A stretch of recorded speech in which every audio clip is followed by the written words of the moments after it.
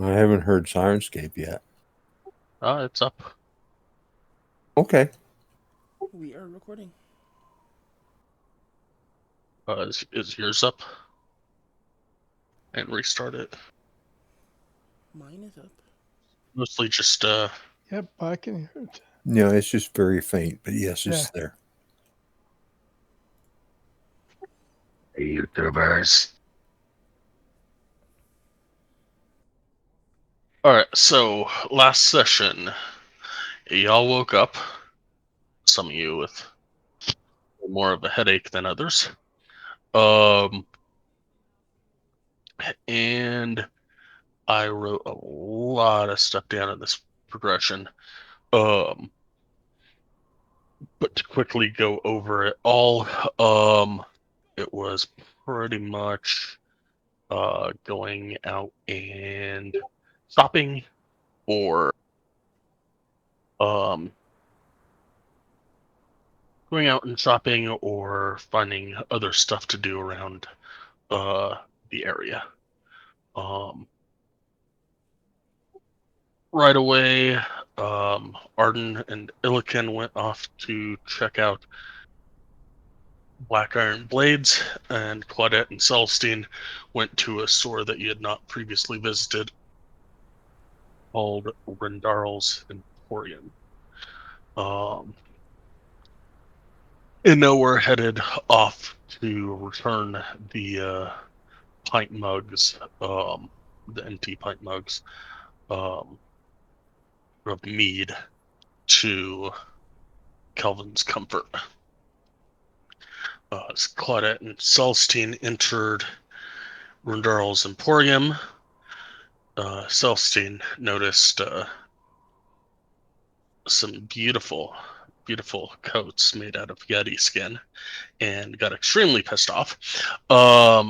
Grabbed them and took off.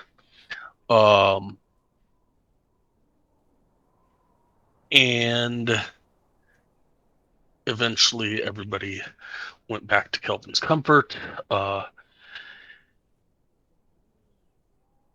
Illiken, Claudette, and Nowhere headed up to the House of the Morning Lord to talk with Copper about a buddy of his that is making some strange device up at a black cabin north of Tourmaline.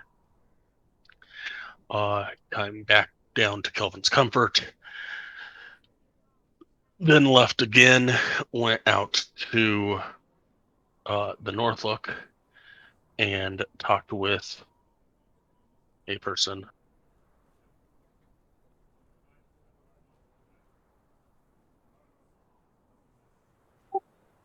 that apparently I did not write down his name, but whatever. Um, Talked with a person about um, the tower that the group of adventurers were hired to find for Zahn, the Red Wizard that you guys witnessed burning at the stake in East Haven.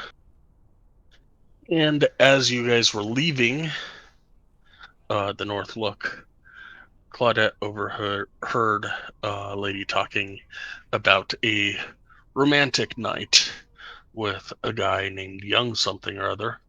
Um, she then went off on her, uh, freaked out the woman, and she proceeded to head to the Kelvin's Comfort, demanding that you all leave right now because he was apparently headed to Lonelywood. Um, on trying to leave, you found out that you cannot leave because the city is buckled up for the new moon. Um, Talking with the guards didn't get you anywhere. You went back down to town hall. Um, that didn't get you very far. The assistant to the speaker was writing a note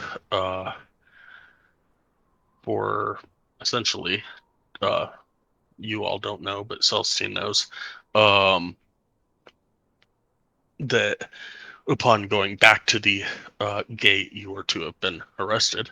However, about that same time, Claudette stopped breathing, fell to the ground, and now you are at the House of the Morning Lord, trying to persuade the guards that she is dead and that you need funeral rites or something along that line, and so on and so forth.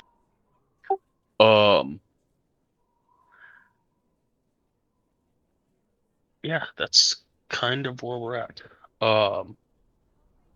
So first and foremost, Illiken asked something last week. I need to recant. I mentioned that the walls were like 2-foot thick telephone poles ish. Not true. Walls are actually made from a combination of wood and mud, and they're approximately 20 feet thick at their most narrow places. Gates are 2 sets of 5-foot thick wooden double doors, 35 feet from tower to tower, with 20 feet between the sets of gates. Thank you. Yes.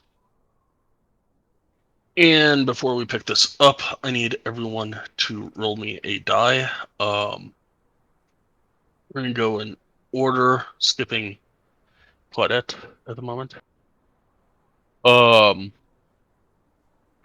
top to bottom in the folders list. So Illiken, I need you to roll me a d6. I cannot have duplicate numbers.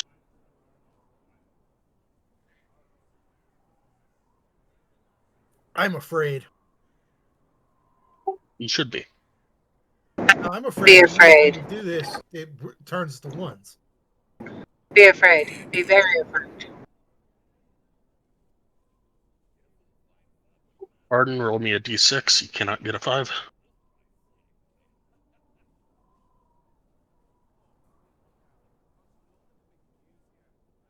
Celestine, a d6. Nowhere, a d6.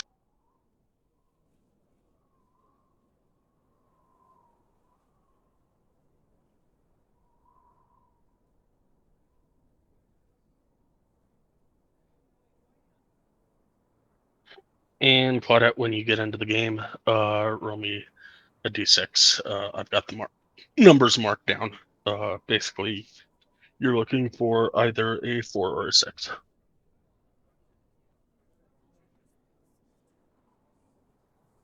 So, to the matter at hand, Mishan is hovered over Claudette as she says a quick incantation, reaching out and touching Claudette. A rush of bluish-white energy seems to flow through her arms down into Claudette's shoulders and dissipate. She lets go and says another incantation. She looks up towards the remaining person nearest her, which I believe is Celestine, and she mutters, I thought it was Celestine. Wow, nobody's over there.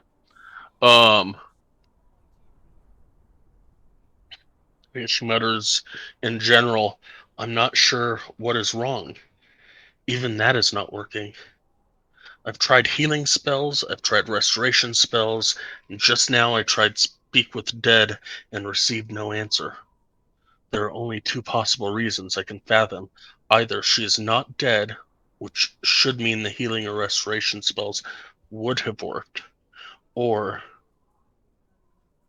she has been touched with undeath, at which you need to take her out of this sacred temple to Amantur.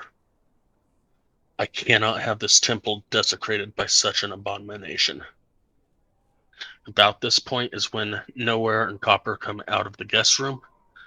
So, there you go.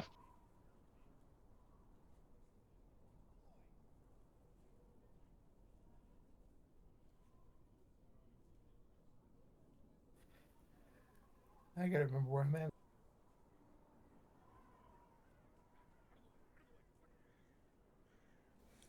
What did Copper and who was it you said? Illiken? Nowhere. Nowhere. What did they talk about in the guest room again?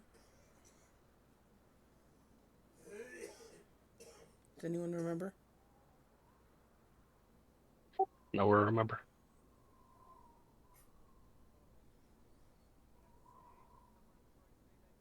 Not offhand, but if I look at the progression, I can probably find out.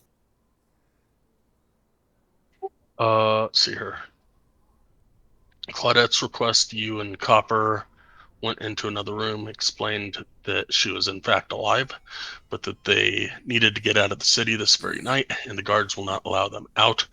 Copper, relieved that Claudette was not dead, tried to reason with you, telling you that although he did not agree with the sacrifices or the servitude to Oriel, that the towns have come to live through each month.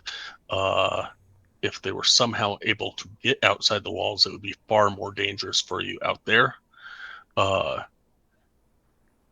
During the time of the new moon than it would be in town.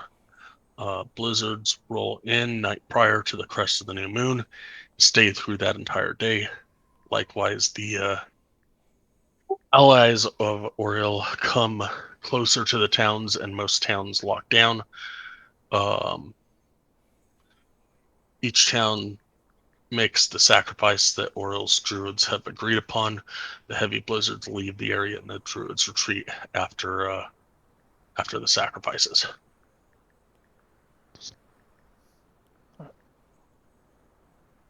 They explain what the sacrifices are going to be. You guys know from previous, your first night was in Bremen, which was sacrifice of warmth. The medium towns have a sacrifice of food, and the larger towns have a sacrifice of life.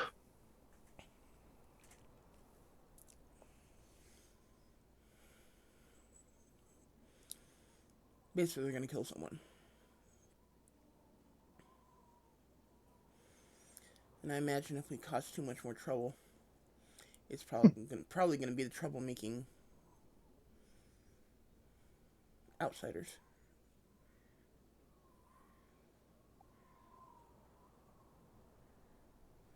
I move away from the door since I know that they're still out there, but at least they're far enough away. And I come over and I say, "Anybody know how they're sacrificed?" I believe they said that they're stripped down to nothing but barest clothing and then sent out into the blizzard to die of exposure.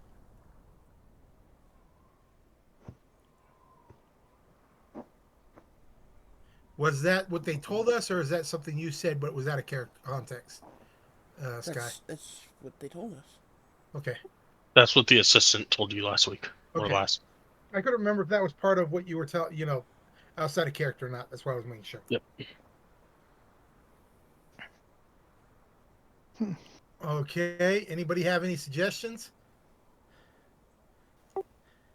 I'm going to telepathically tell Illigan that, yeah, maybe we need to let her know that I'm not dead so that when I move and, like, jump up, it doesn't scare the shit out of her and she doesn't try to stake me through the heart. He moves over and taps the lady on the shoulder.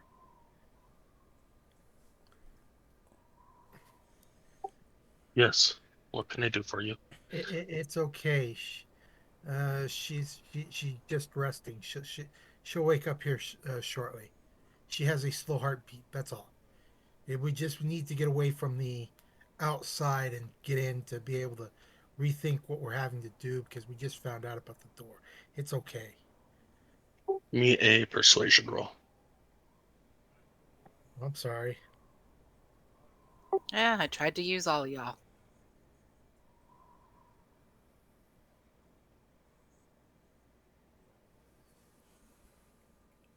You hear that? She tried to use us, guys.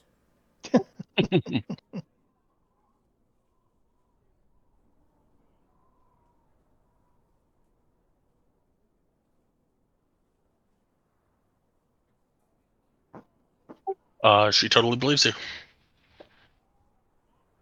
So I'm going to start moving. I walk over and tap Claudette on the side of the cheek, saying, It's okay. It's okay. You can wake up now. You can wake up now. Great. So now I'm going to have to pretend like I'm yawning. I'm going to lift my hands up over my head and I'm going to sit up and go, okay, are we out of trouble? Yeah, for the time being. Anybody have? And I walk over to where the fire is just so I can stay warm. Uh, anybody have an idea of what we're gonna do now? Maybe we should just wait out the night and I guess tomorrow as well, right here in the guest room. If that's And, all right with them, yeah. that's kind of what I was gonna do next, was ask them. But But that means we are party to somebody dying because we didn't do anything. We could say that they cast lesser restoration on me and I was okay. That it was just a quick illness. You. I agree with the whole we sleep here for tonight. I'm talking about tomorrow with the killing off somebody in the town. They're just going to send them packing. Whatever we do, we could take the clothes and take an extra set of clothes with us. But they said that they will hold us for a week, so they make sure the person's dead. No, they said that that you could leave on the 16th. And what's the date? Tonight is the 14th. So we'd have to wait a 24-hour period for them without being able to do it. I think it would be best if we would ask the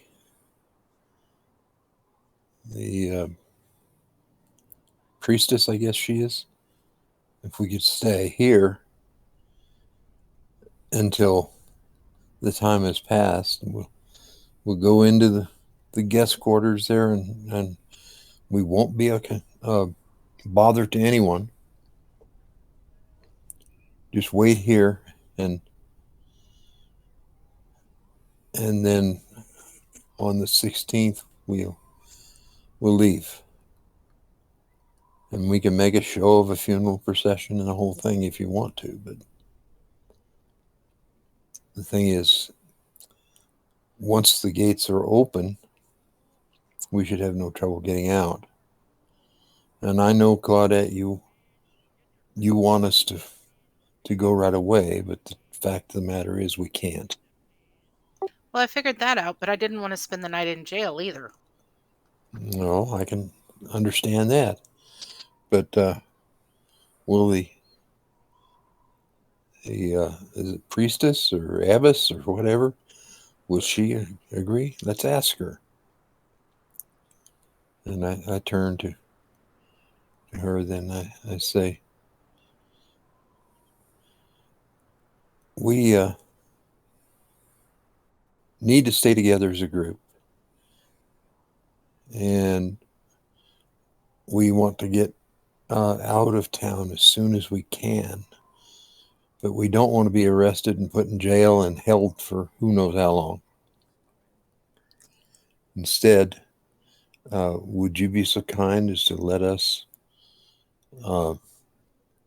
make an offering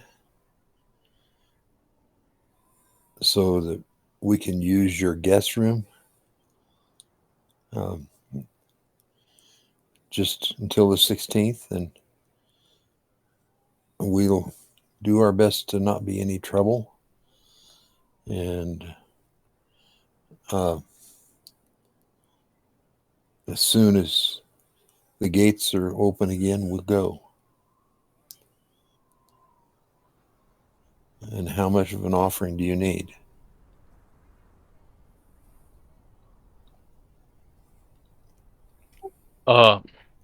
She'll reply with the guest room is currently occupied. It is small. It only has 2 beds. However, you are more than welcome to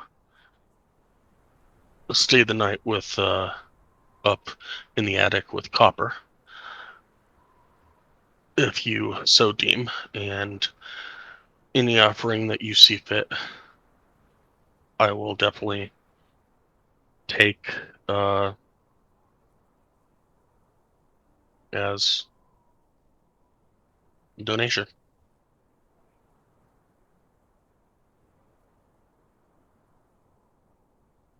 All right. I think the attic will be sufficient accommodation. Is it all right with Copper? He really has no choice in the matter since he is staying here. Priestess, I do apologize if I startled you. You are fine. It's just odd. Yeah. Well, I ask if I can stay downstairs by the fire.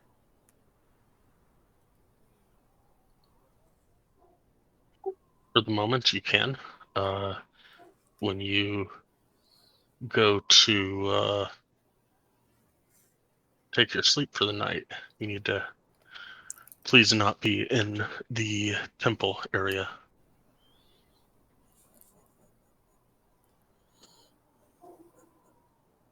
Thank you.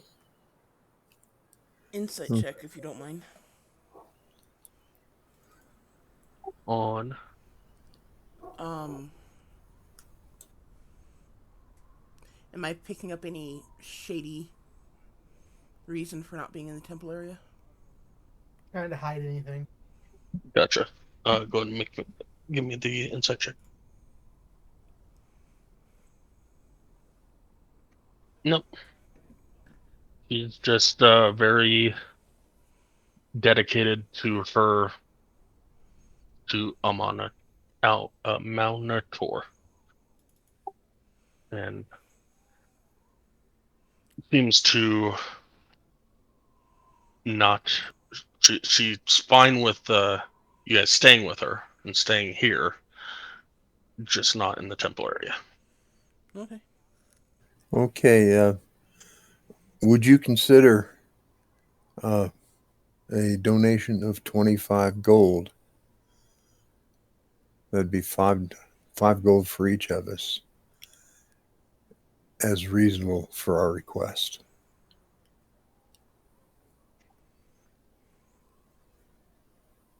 Anything that you give will be put to use. That is more than fine. However, I must say that the guards will be by in the morning, and they will need to take your names down.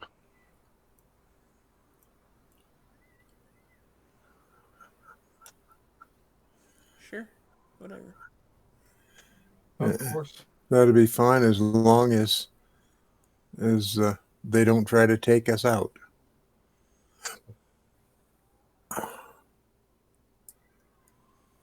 Imagine that will only happen if our names are chosen for this lottery they're trying to draw.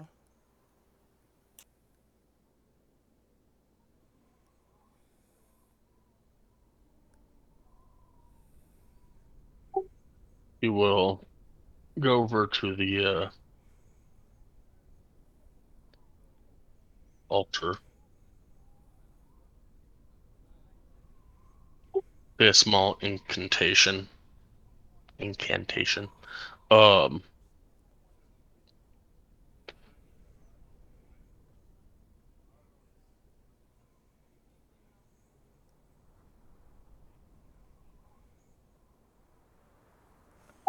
And we'll say that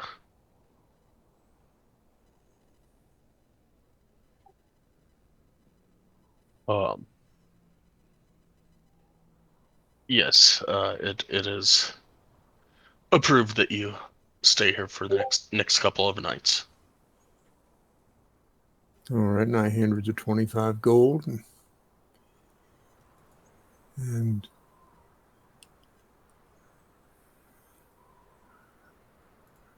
I think to myself that is a tremendous amount to pay for. For lodging. Yes. Yeah, considering most times it's $1, but I know you speak it yourself. I'm not saying nothing. I'll hand you my 5 gold. No, that's not necessary. It's paid for. I just was thinking we have to do something like this, but I don't have to like it.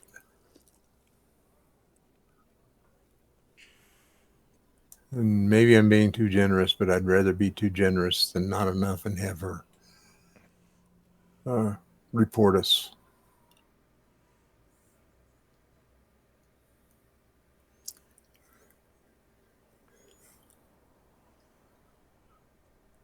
And if she is like many clerics, she would just for a little more gold. Wow. Does that sounds cynical? Sounds like you're taking on from that Catholic upbringing. You could be right.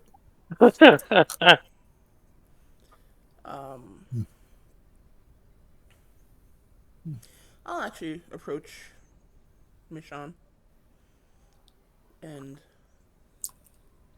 say, I'm not a follower of Aventur, but if there's anything I can do to help, I have some experience with divine rituals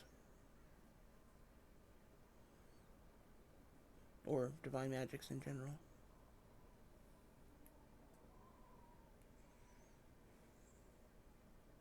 So if there are any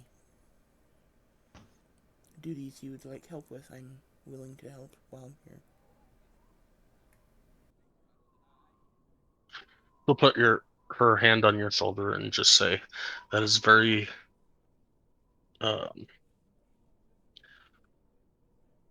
kind, young lady. We're small. Only thing I might need help with is if someone else looking around comes in with an ailment of some sort, as I spent some resources to help your friend that apparently did not need the help."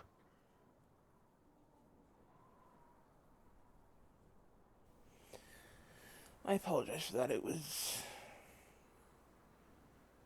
unfortunately a necessary part of the ruse to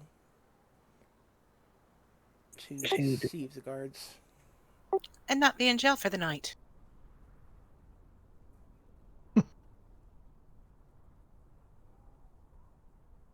A disagreement got away from us, and it was either end up arrested and in jail or deceive them into believing Claudette was sick. But if you do need the assistance, I'm here to help.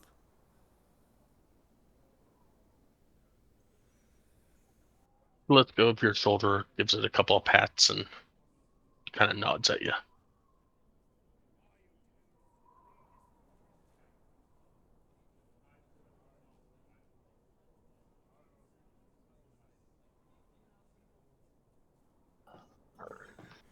Okay. That being said, I'm going to find a corner in the attic upstairs and start working on leatherworking if I have time.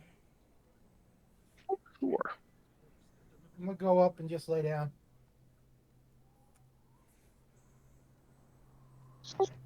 I'm willing to help you with your leatherworking. Since nobody wants to talk about what we do tomorrow, so he's just gonna go lay down. Okay, and with that, I turn to Copper and I say, "Do you keep a fire?" in the attic?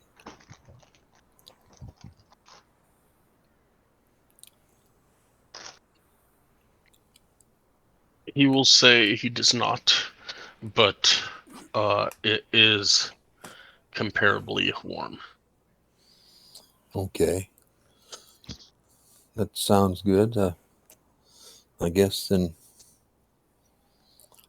if you show me where you want me to rest, I will go with you and be out of the way.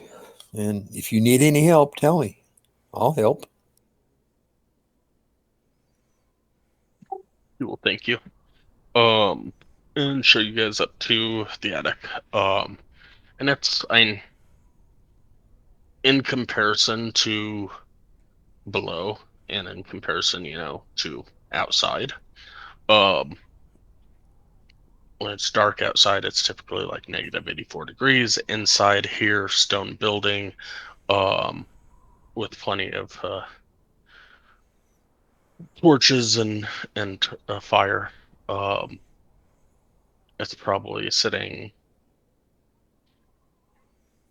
45, 50 degrees down below. It's probably like 40 in the attic. I'll be right back.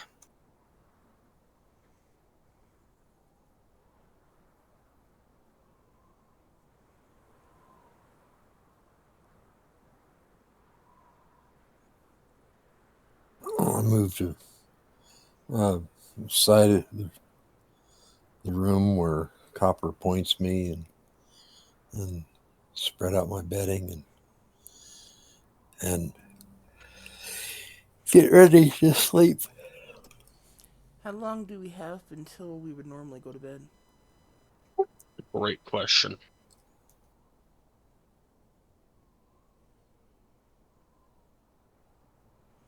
Remember, it was still the middle of the day, or pretty close to it, like early afternoon, when we had our discussion with the clerk, assistant, whatever. I could be misremembering that, but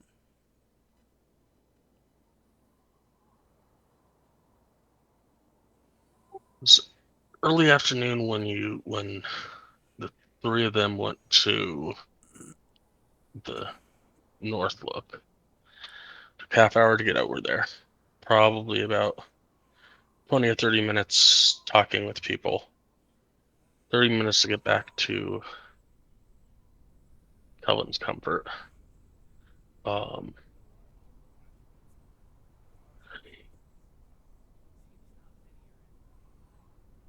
34.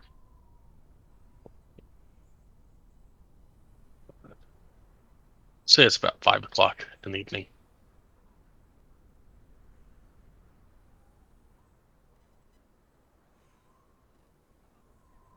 yeah, that, by my count, then would be about 7 hours of possible work time. Yep. Nice. How many rolls do you want me to give you?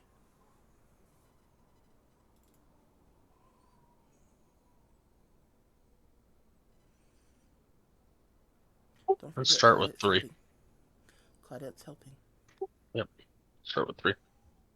You want Dex? I think we're always doing Dex on, I don't know. Yeah, Dex.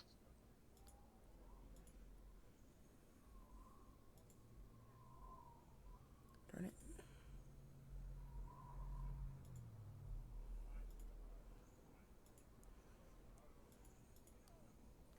Nice.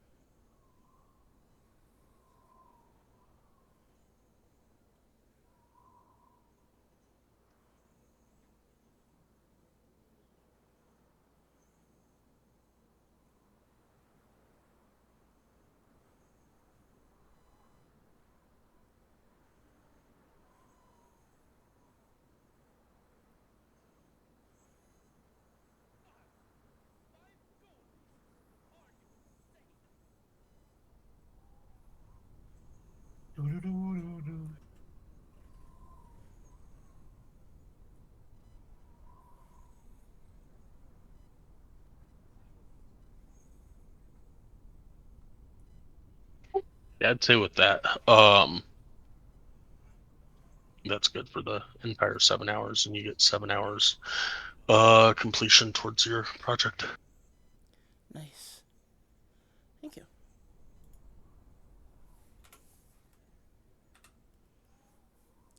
And at the end, we were very, very tired.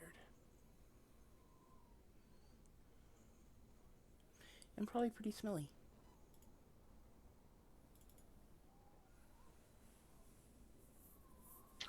For sake of ease of use, let's call that 8, so 38. I will not argue.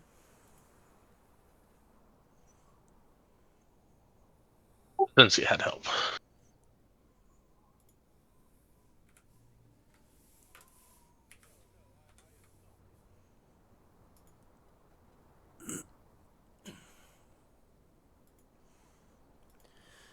Okay.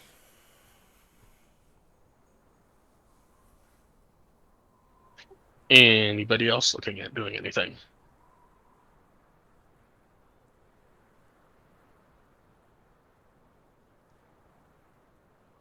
I'll work on over my little corner. I'll work on maps, drawing.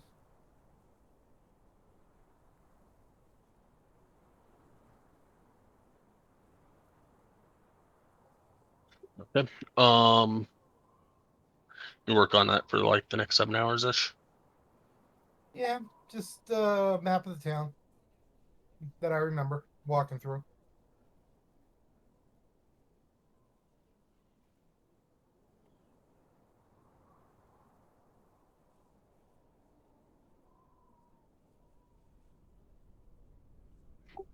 Give me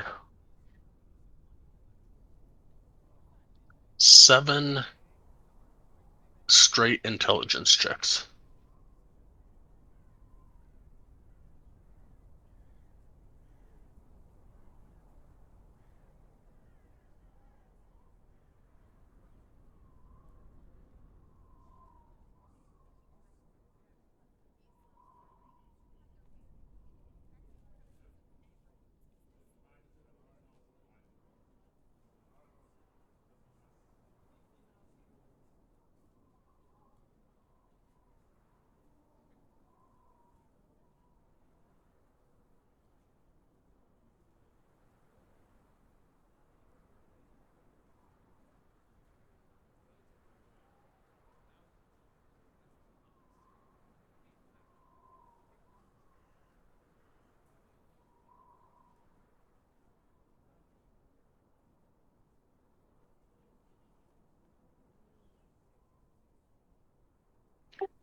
Unfortunately, your first 2 more.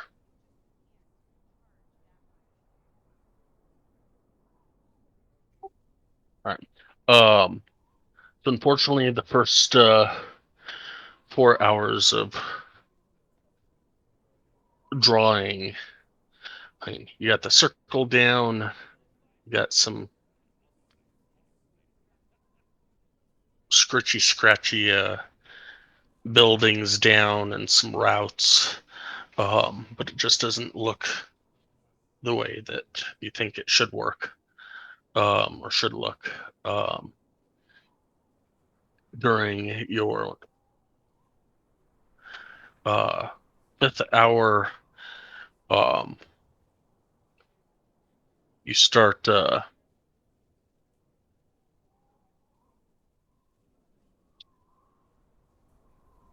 getting it a little more well defined.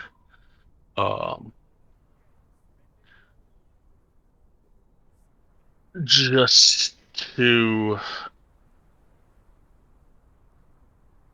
in the 6th and 7th hour, try and get it completed, and you're in a rush to get it completed before bed, and it's a map, and you know where stuff, where places are, but you don't believe that others would be able to read your map very well. What's the name of the town again? Bryn Shander.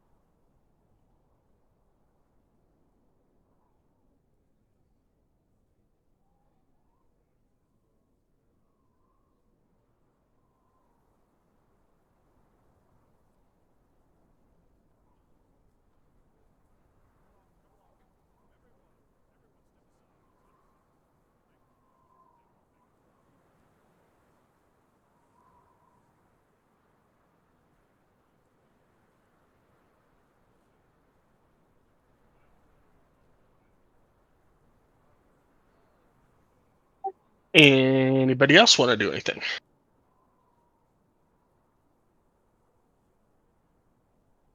Or fast forward through the night.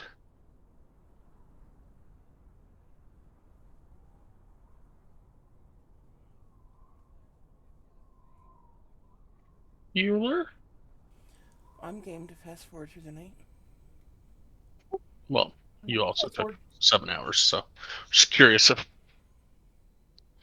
Arden or Nowhere wanted to do anything with their 7 hours.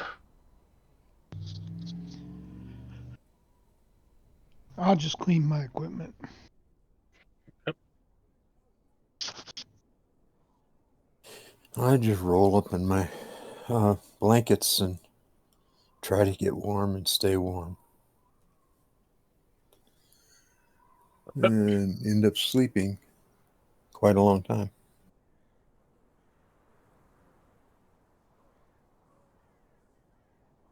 And is anybody wanting to take a watch, or is everybody just wanting to get sleep? I think we could all just get sleep.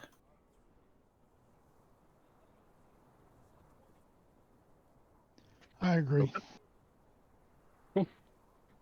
Then in the morning, you all wake up to a female in like a chanting prayer kind of thing down in the temple below.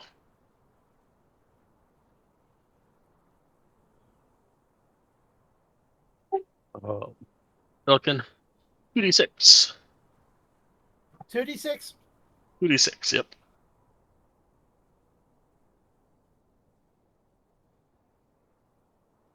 You are currently good.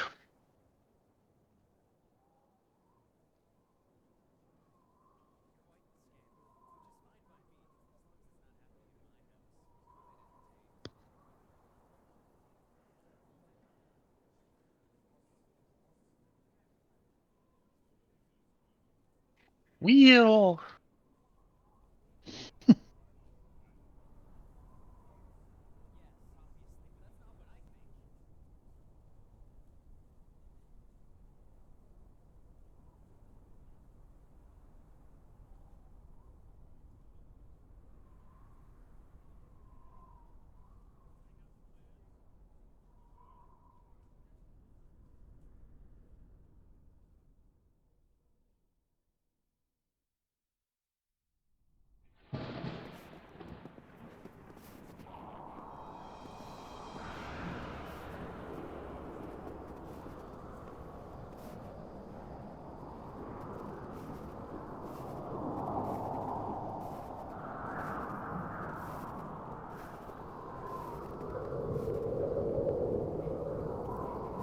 That sounds kind of ominous.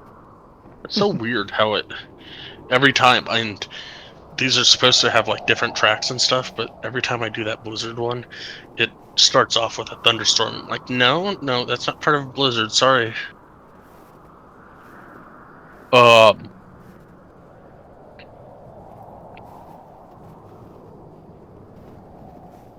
You can hear winds in the outside of the building. It definitely seems like the storm has moved in. So you are not outside, so you don't exactly see it, but you can tell by the sounds that it is definitely rolling in.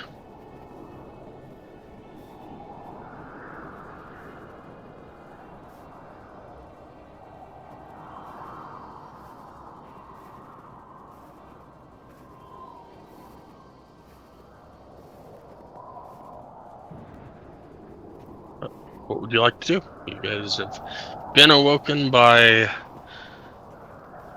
singing from the temple. Looking, can I have a berry today? And you have gotten a full rest for anybody that used stuff that requires that.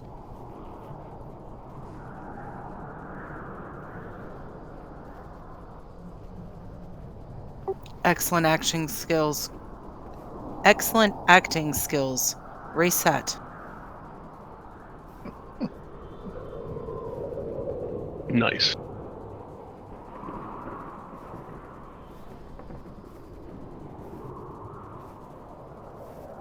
Starts getting up, stretching, checking my gear.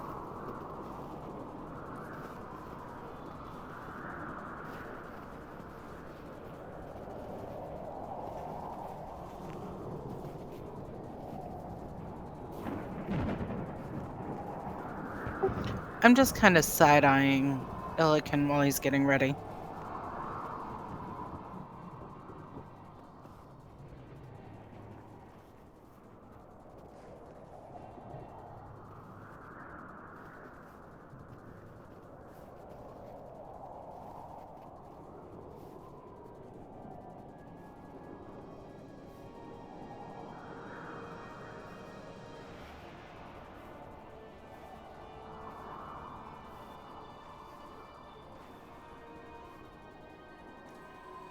Wasn't there something you wanted to do, Illiken?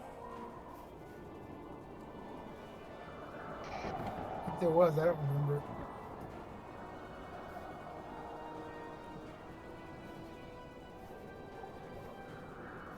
I know there's something you said you wanted to do. You started to question it last week, but I'm pretty sure that was outside of character, so.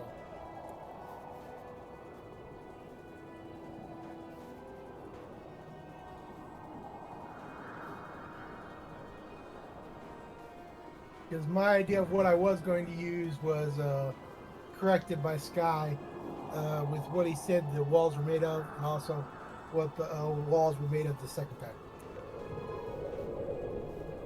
I was going to say, hey, we can go off the wall. Well, we can't do that. It's too thick, and yeah.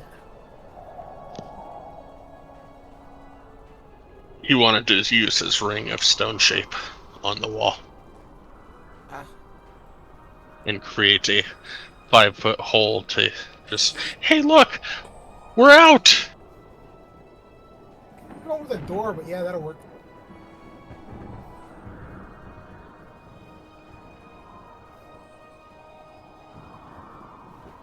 Oh, that would be convenient, but...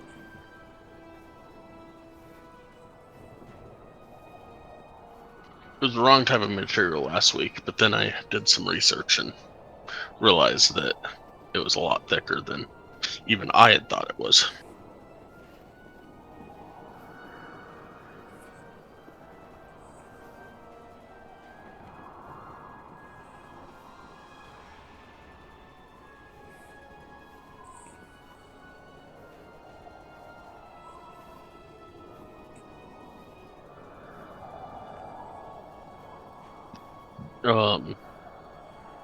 For about an hour, whether you make it down to the temple or not.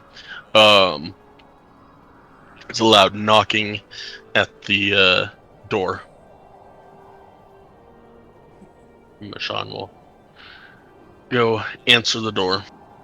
I'll walk down for my stuff as I hear the door knocking, because I know who it is.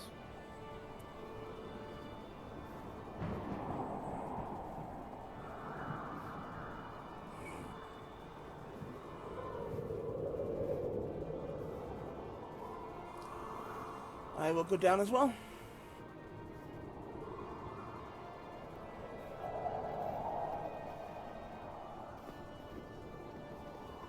Two guards will be there with Mishon and asking for everybody's name.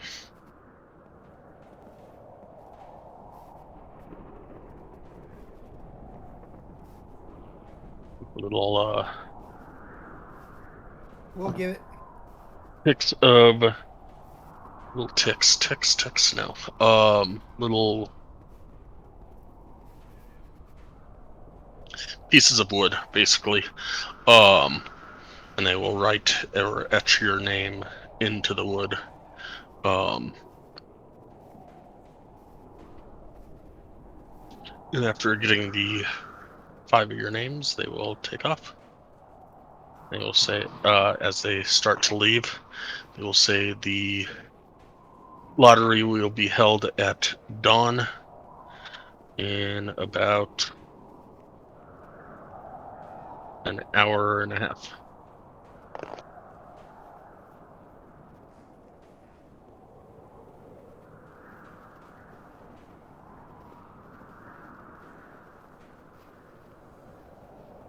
Okay, I guess we have an hour and a half to kill before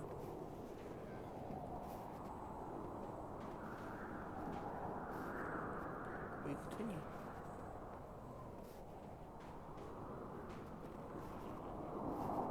I suppose so. What do you want to do?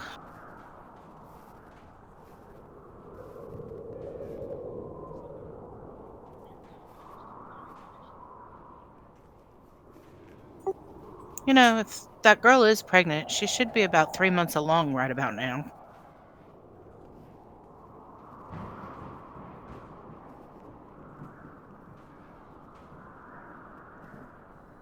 Wait, what girl? The one who slept with Colin. Oh.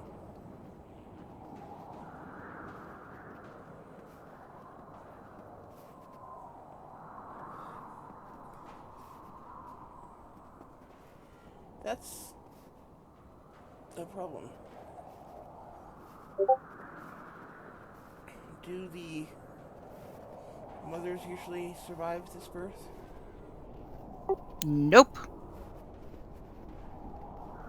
My mother didn't survive the birth either. Should you punish the child for the acts of the parent?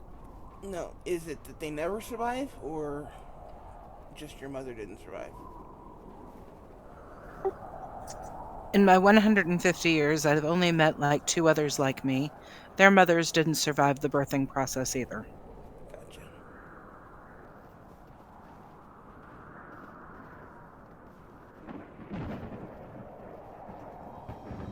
I mean, you know, we're born a little stronger than most children.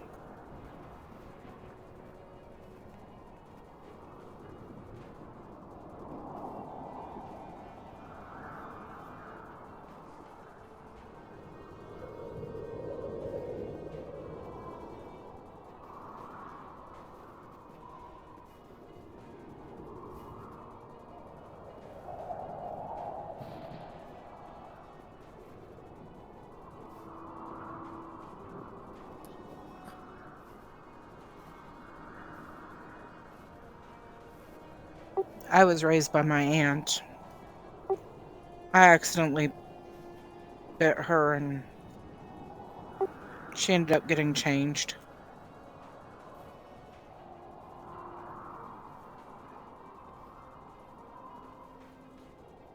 Oh man.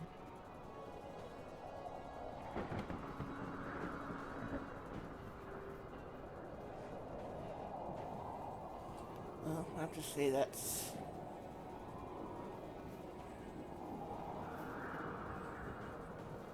I'm sorry.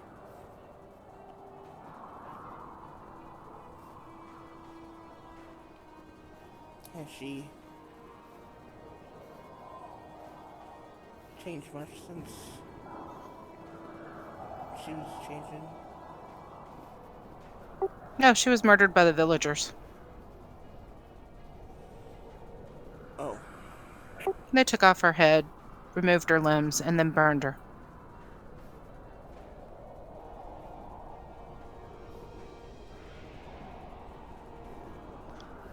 By that time, I doubt that she felt much.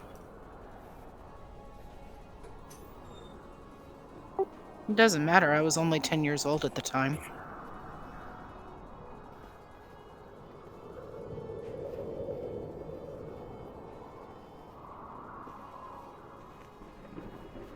It was a terrible thing to have to watch the woman that raised you getting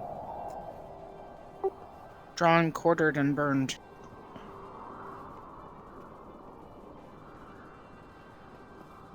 That's why I want to make young Colin pay so badly.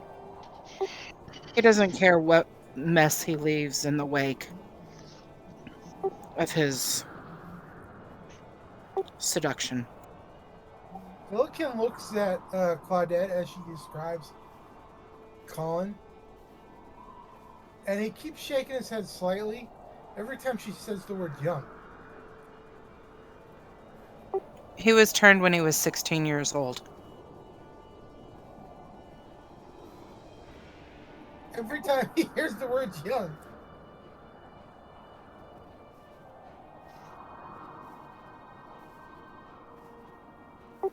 Yeah, but he's...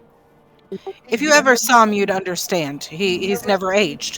So it's more of a guy's this Alex. Can you be young?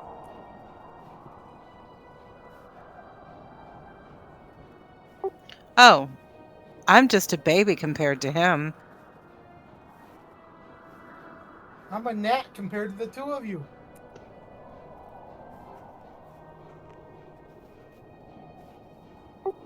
I think he was close to 500 when he impregnated my mother.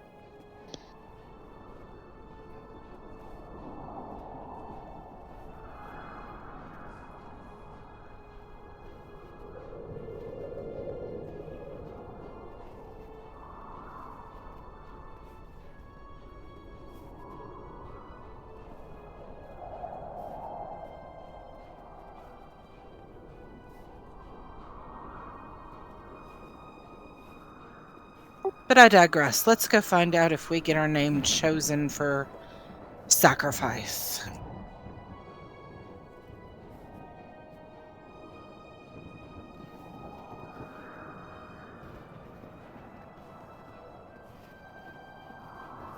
Maybe we should just wait.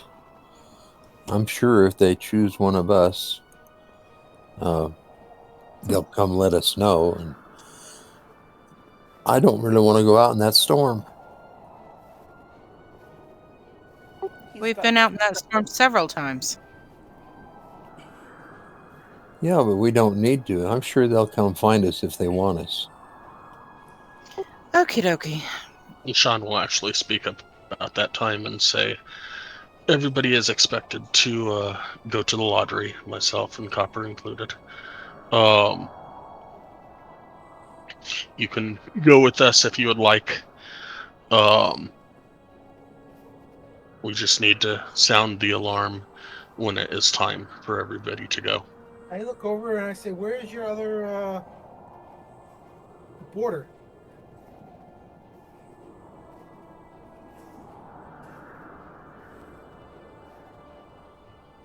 He taps you on your shoulder. Right here.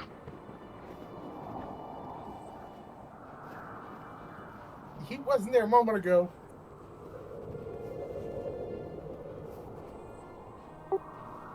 Do I recognize this person? No. Okay, great.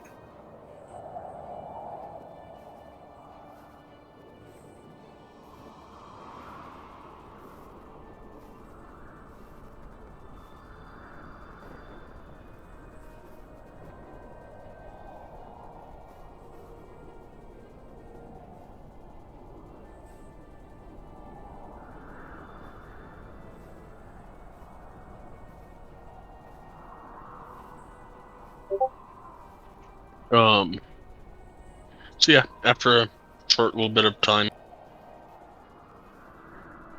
another hour, we'll say it is time to go.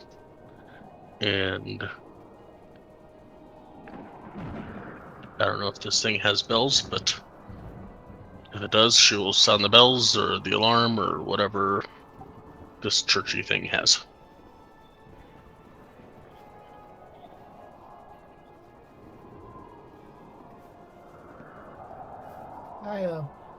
During that time, I try to find out about the other resident. Wait, bae. You can say that I don't learn anything, and I'm okay with it. Do we know anything about this other person at all? Name or anything?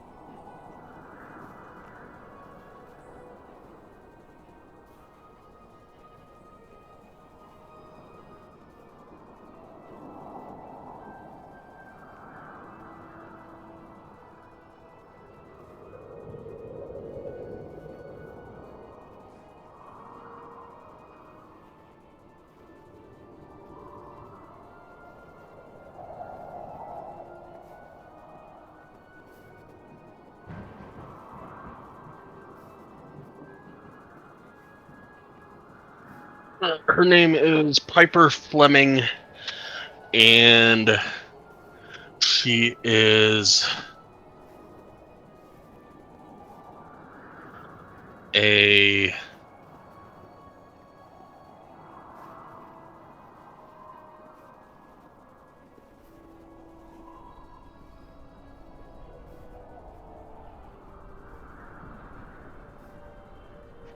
Hyper Fleming, woohoo! she is a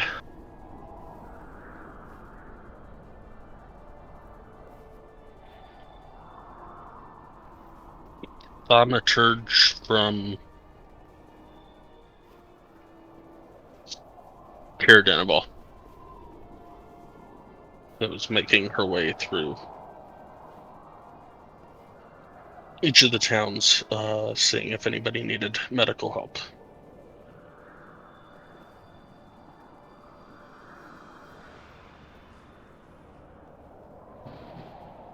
Nice.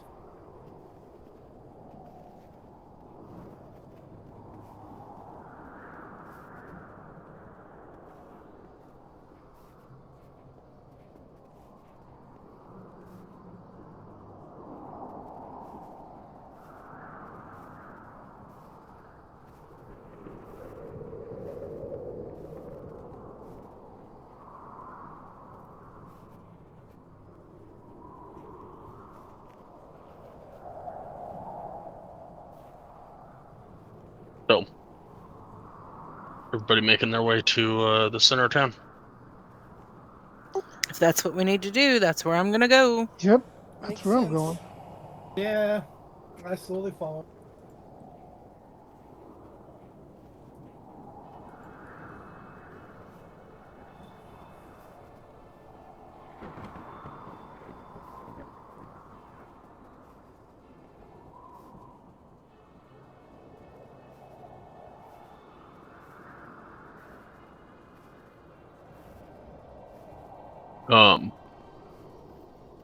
So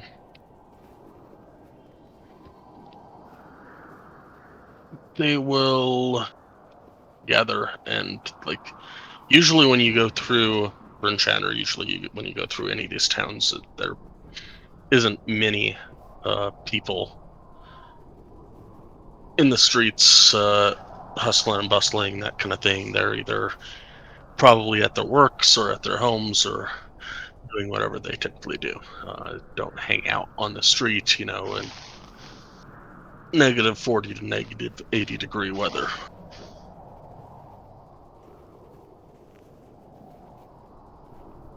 Oh, they don't want to get chilly. Turn into ice cubes. Yeah. But as you get towards the town square and it is. The winds are blowing pretty badly. Snow is blowing pretty badly. Everybody's huddled up, and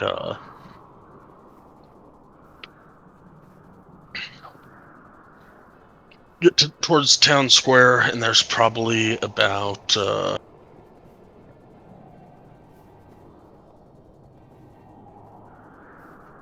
1,000 people huddled up, trying to keep warm.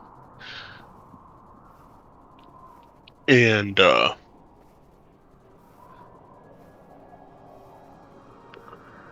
couple of guards on a platform with a lady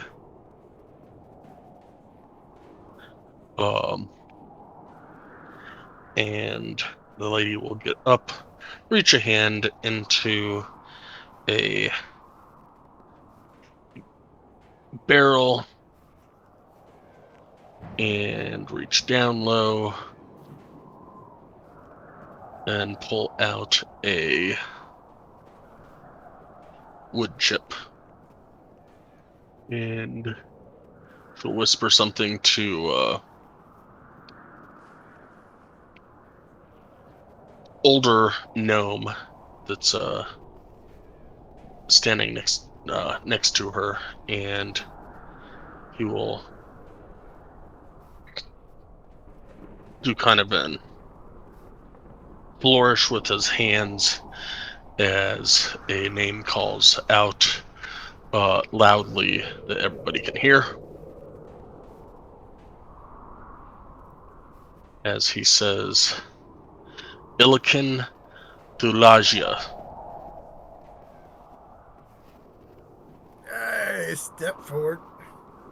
Knew that was coming.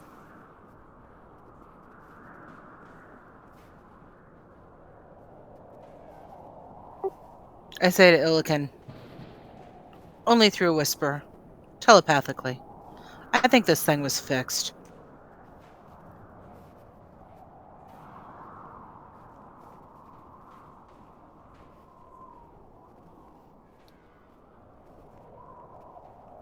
I look at to survive.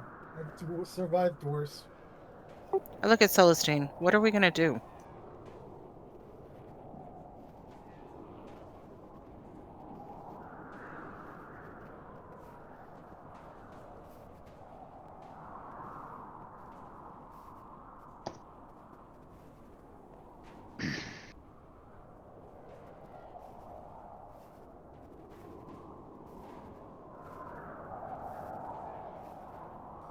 So what are we doing, guys? You didn't hear that whole thing? I stepped forward, said, I've lived through worse. She said, I'm sorry in my mind. And then she asked you, what do you think? It through her mind. No, I said that out loud. What are we Oh. gonna do, Celestine?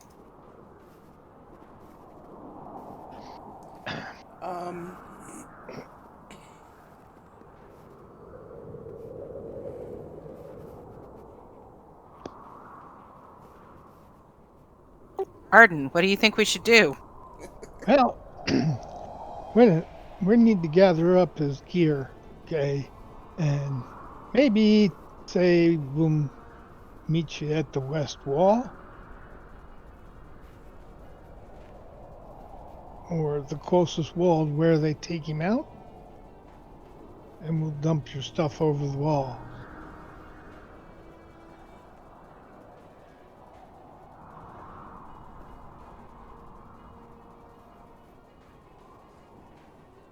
I can do that.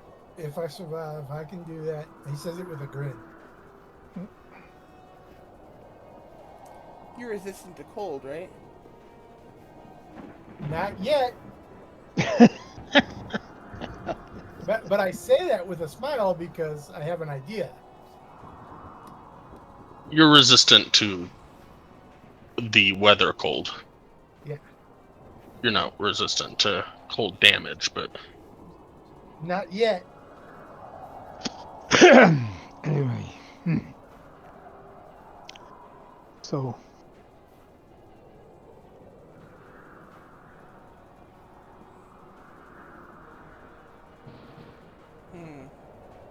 So are the guards making their way towards him, or?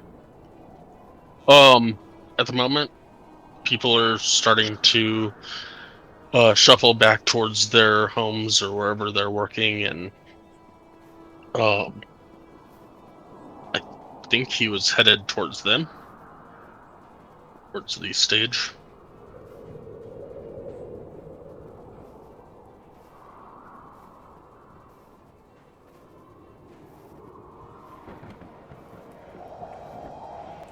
Why do we take his stuff and then just meet him outside later? I give him my stuff. It's a way a bit heavy, but I give it to him.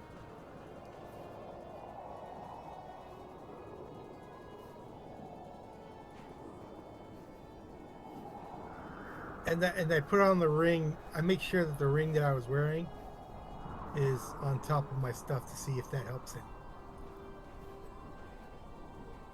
What ring? Oh, the stone-shaped one.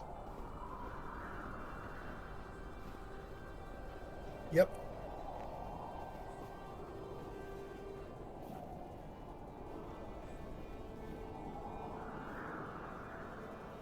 So you're heading towards the town hall then? Yep. I head where they lead me. Right now, there's two guards on the stage, and the speaker and an older gnome. That's it. Like, nobody's leading you anywhere. But I know I am not going to become an enemy of the town. So I will head to where they called me. The speaker. Okay. So as you get to the stage,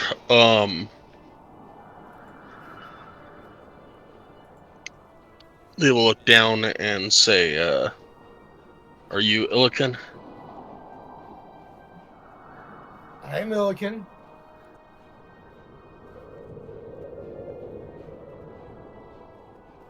Uvessa will frown, look over at the guards, nod, and one of the guards will say, "Please come with us," and they will walk you into the town hall.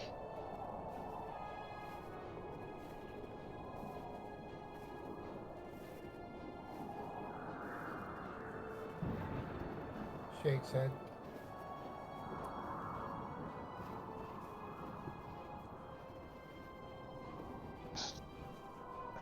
I'll follow.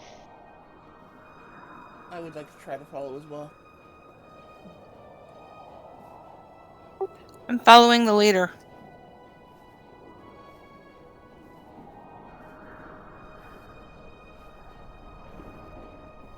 Following and trying to stay together with the group.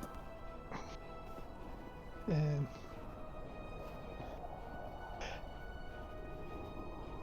once they take them into the town hall, I'll suggest that we each take a side of the building, okay, to watch. And that way, whichever way they take him out, there'll be one of us to follow to see where we need to take his clothing.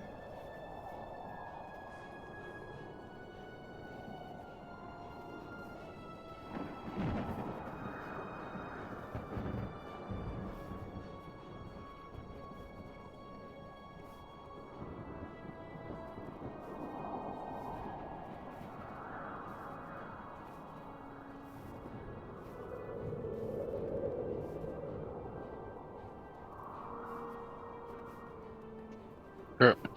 Um,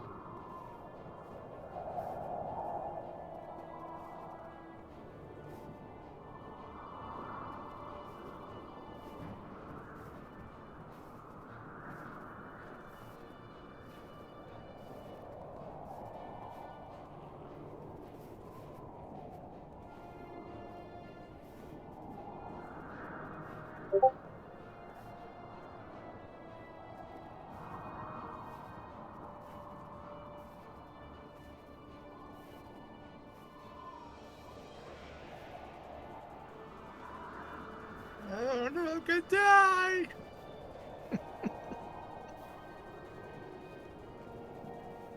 Okay, so I wasn't going to be able to do that. I was hoping I could do something. I thought I gained some of my pets, immunity or ability against certain whatever type of dragon it is. Damn. Um, we will be right back. I'm gonna pull Rogar down into another channel. Illiken. Illiken, yes.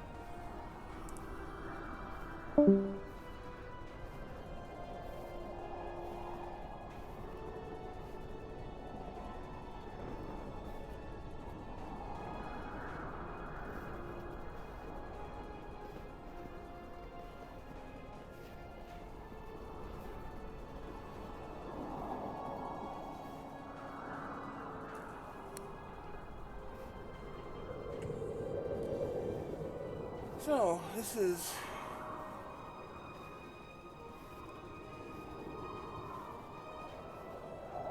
ominous.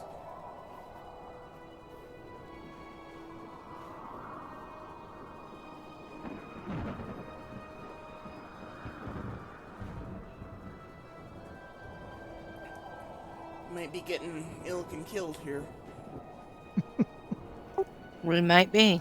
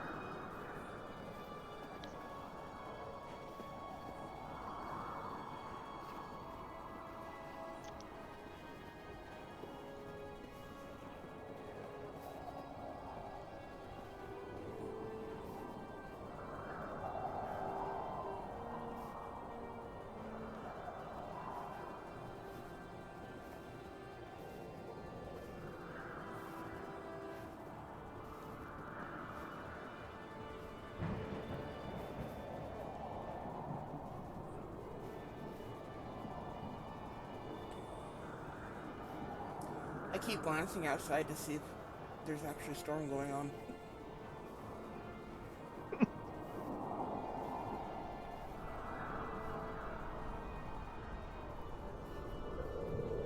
It's just slightly cold where I am, and windy.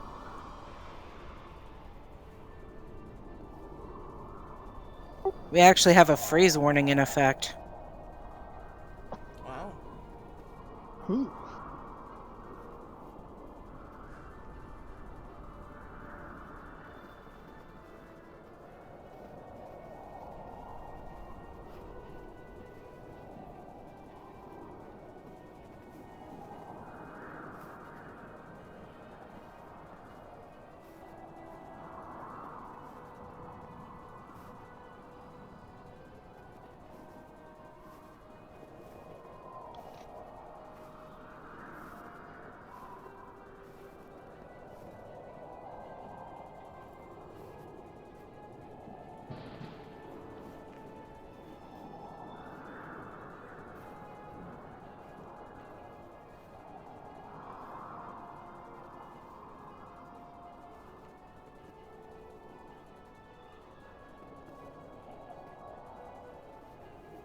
Unfortunately, none of their conversation gets recorded on the video.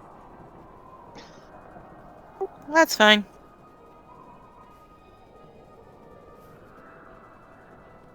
I bet viewers disagree with you on that. Okay, so what about this Piper Fleming person? What about her? Mm, She's from Caerdinaval. That's a very, very small town. He is. Do we recognize her? I don't believe I so. don't I believe. mean, Sky said I didn't recognize her, so I guess I don't recognize her.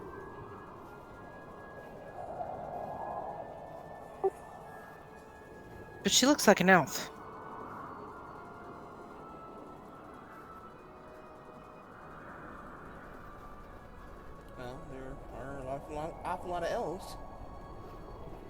Yeah, wonder if she knows where Colin might be.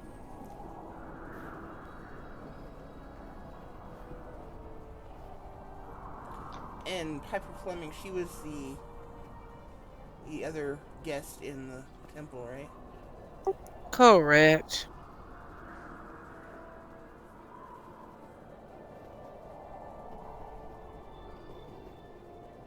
Has anyone talked to her? I think Illiken tried in the morning.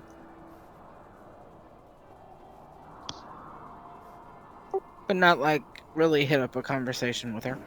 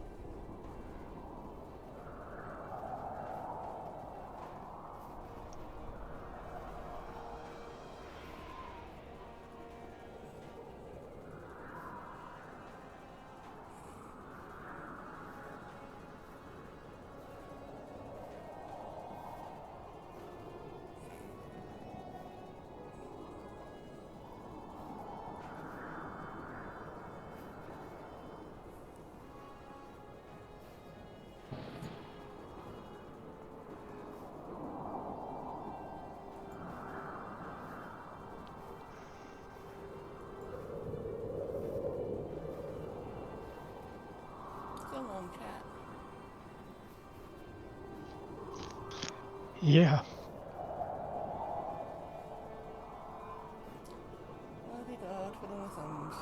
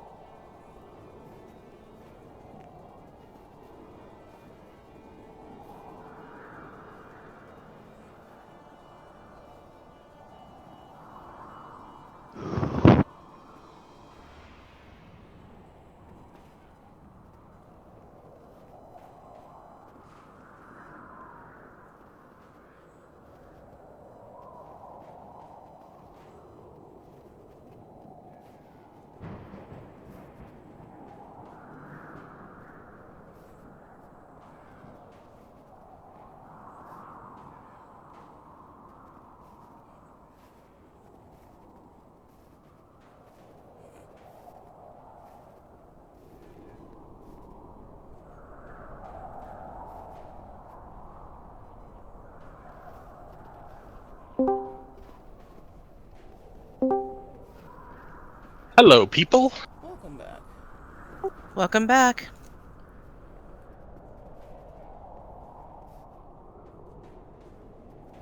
Can we stop Uh, some twiddling now? you can. Good. After about 30 minutes, Devessa will come out of the town hall and see, I guess, one of you standing near the town hall.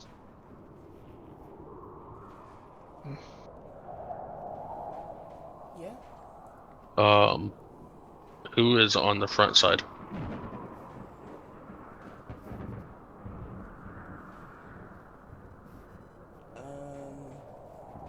I guess I'll volunteer. I'm right behind her.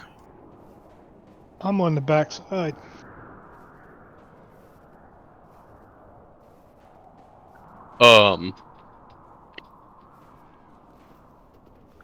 He will come out, kind of curtly, and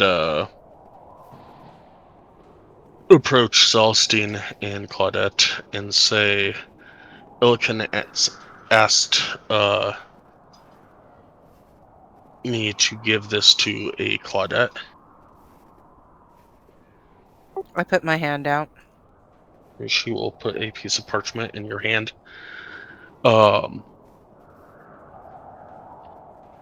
Kind of sorrowfully, and turn around and say, I am terribly sorry.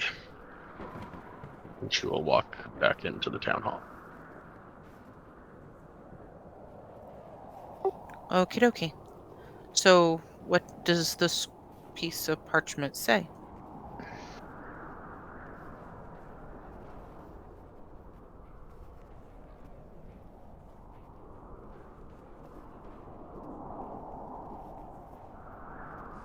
Send it to you in Discord. Gotcha. All right, guys. I think we just need to try to trust him and just try to get to the other side. I suppose I could just walk over the wall with his stuff so that he has it and make sure he has shelter for the night and then walk back over. What do you guys think of that suggestion? Well, that's what I thought we were going to do once we knew which exit they took him to. Yeah, but they won't let us out until... Yeah, but tomorrow. I mean, if we knew where he was at, then we could go to that wall and take his stuff over the other side. Gotcha.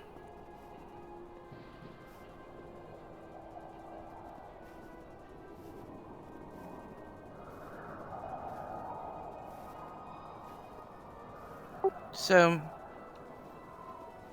I will attempt to stealthily follow the guards that are escorting him out when they start to escort him out.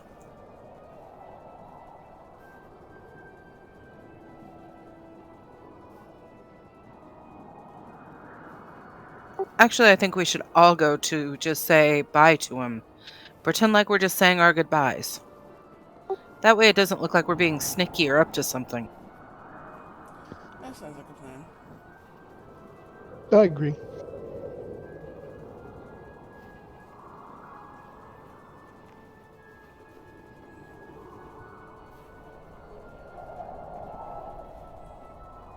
As you enter the town hall,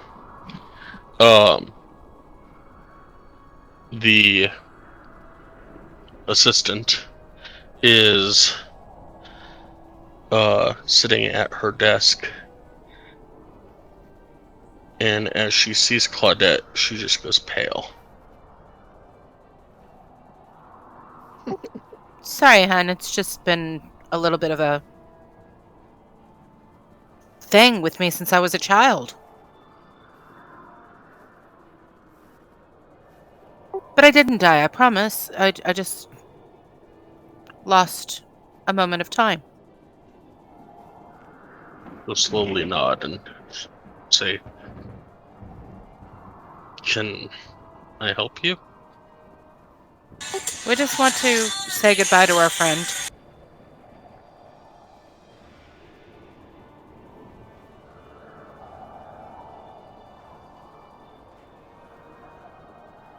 She'll say that, unfortunately, I cannot allow you into the cells. I will go get Duvessa for you, however. And she will briskly walk out of the room, knock on a door, walk into the next room, and about 5 minutes later, she will return with another lady. And the speaker will be in front of you, and she will say, unfortunately, at the moment, we need to keep this quick. All will be revealed later. However, at the moment, you should really head back to the House of the Morning Lord.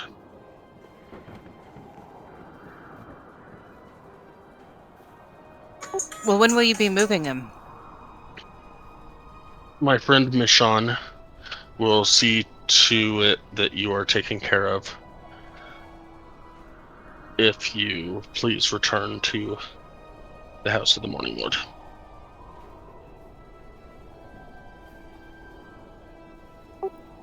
Okay, I look at Celestine. Should we take his equipment with us? Sorry, I was under the impression he gave you all the equipment Oh, okay. before he walked in. Okay. That could be. Then I will return the look to Claudette and be like, I guess they don't want to answer any questions.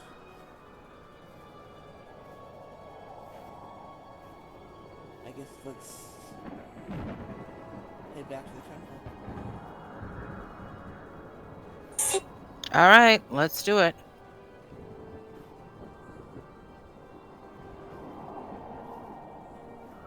I suppose, we all have a little bit of his equipment, so we'll take it with us.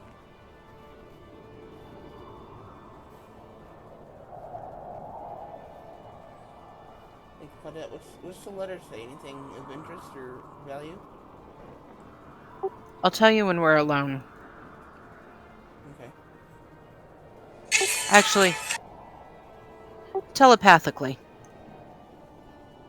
I will tell you that it says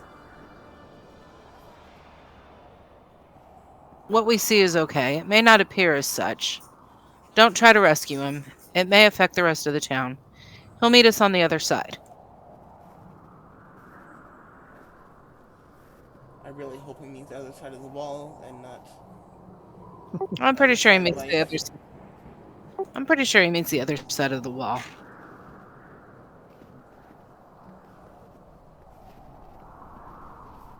I guess he had it given to me because he knows I can scale the walls without any problem.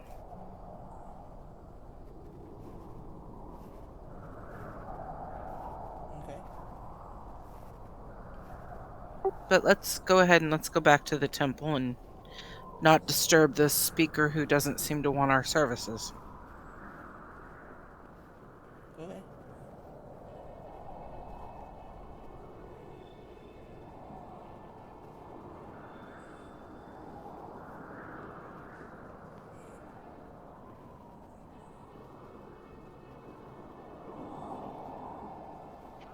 So,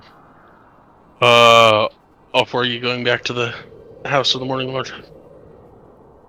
Might as well. I don't know what Arden and Nowhere are doing. I'm hoping they're following us. Yeah, 'cause you're the one that got all the information.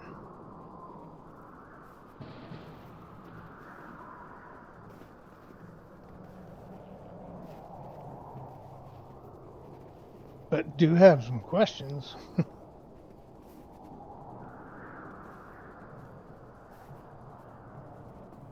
What kind of questions, Arden? Well, she telepathically told you. She didn't tell us anything, so we're in the dark. True. and our plan was is to make sure that we help Illiken. And now we went into the building and then left, so we don't know what's going on. I'll telepathically tell you that he said he's going to be okay and for us not to try to rescue him, and he'll meet us on the other side. Right now, let's just not cause any waves. I understand that. I understand why we're going and doing what we're doing now. Thank you. I will We'll go back. telepathically tell Nowhere the same thing. Because I can only do it one at a time to one person.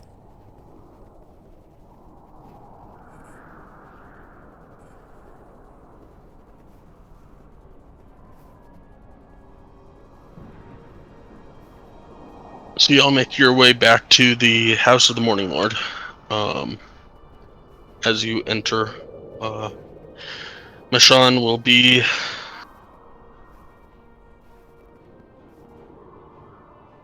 at her altar thing.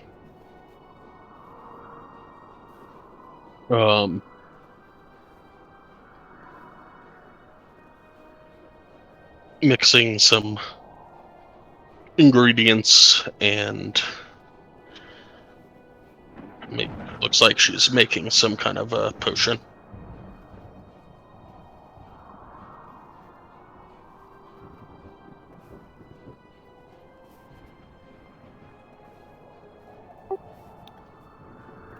I think I'm going to leave this one up to you, Celestine. But remember that the speaker said that Michonne was her friend.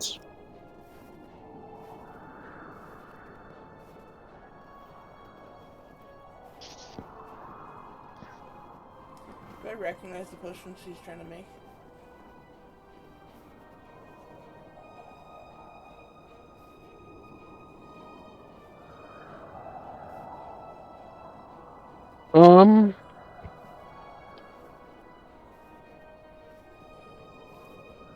Give me an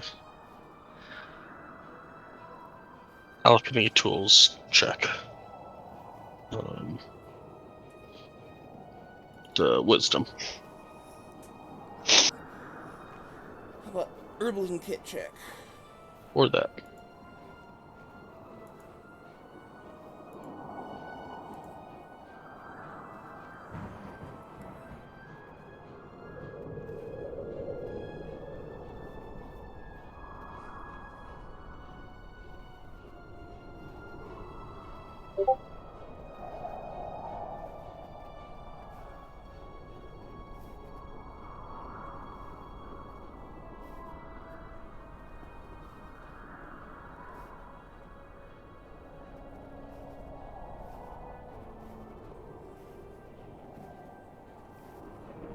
Huh.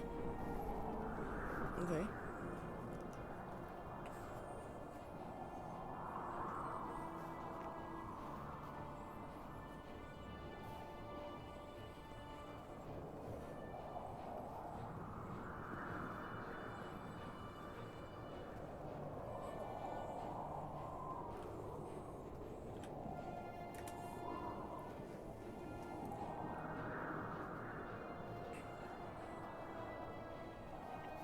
Yes, you recognize the ingredients that she is muddling together and heating and cooling and stirring.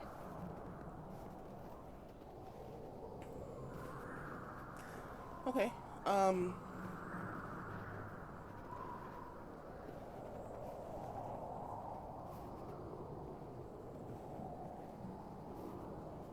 And she's the priestess of Amantur? Yes.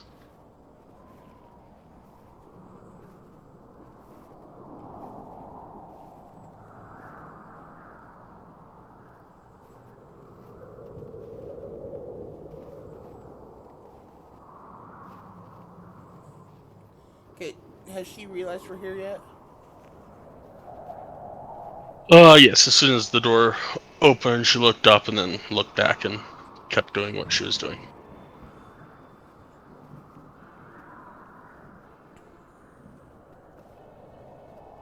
And to recognize everything, you would have had to have gotten somewhat close. Okay. I will kind of walk up next to her and just kind of watch as she does some things on the table for a bit, for a minute or two. Be like, you have, do you do a lot of business with those types of potions?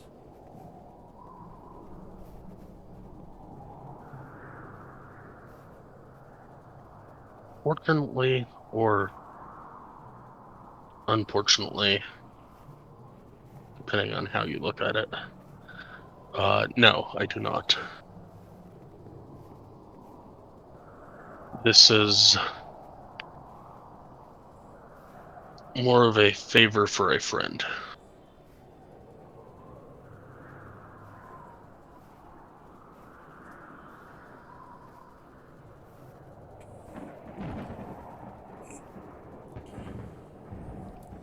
Can I do an insight check? Go for it.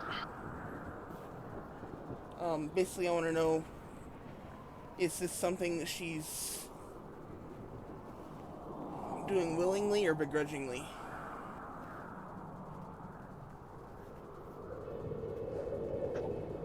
He seems to be doing this very willingly.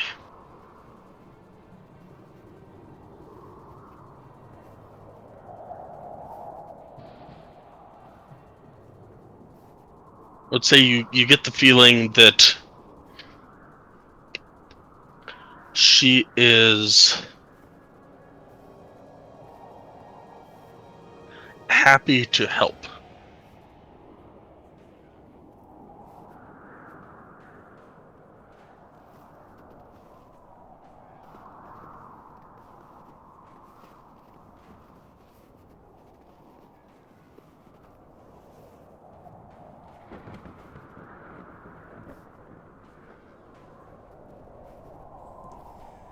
By any chance, is your friend my friend?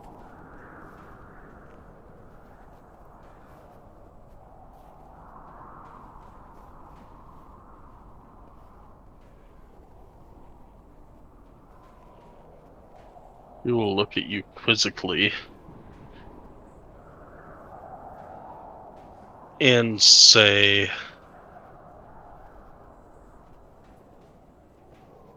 that I am not sure.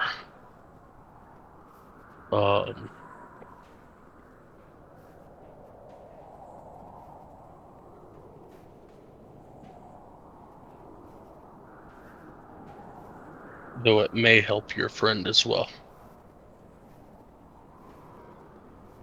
How can I help?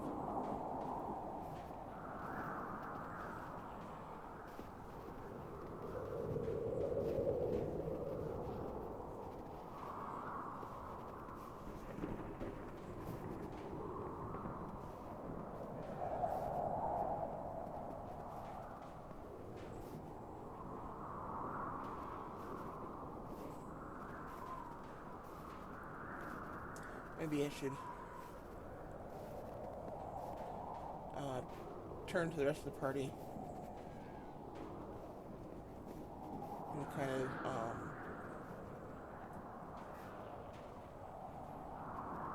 I'll actually walk over to the rest. Kind of tell her I'll be right back, and I'll walk over to the rest of the party and explain that she's making a potion of disguise, which is a little unusual for a priestess of Aventur. But she says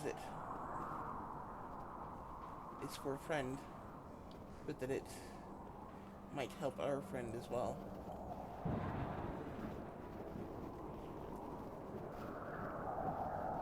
Then what was that? I was gonna ask if he asked her if she knows which gate they're gonna take him out of. I haven't asked, but I can.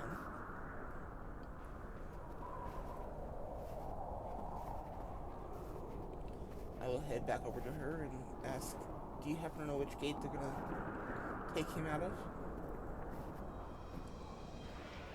They usually take the sacrifices out of the southwest gate.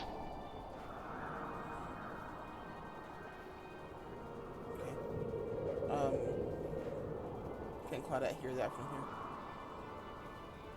here? Um,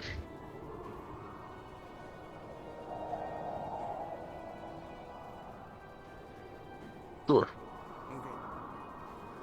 Then I say, okay, how can I help?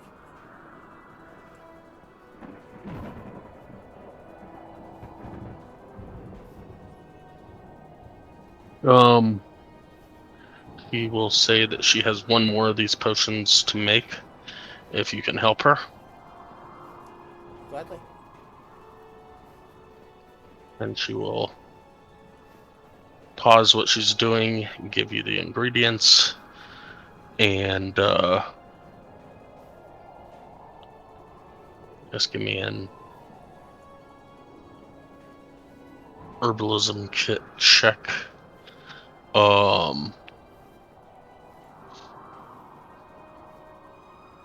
With wisdom at I'm guessing disadvantage because this would be more of an alchemy thing.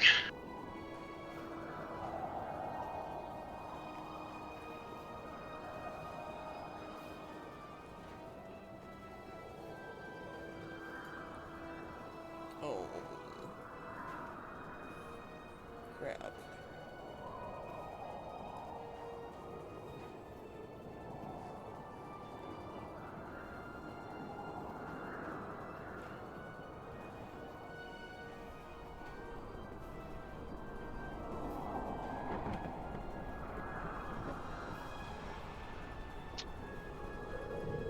As you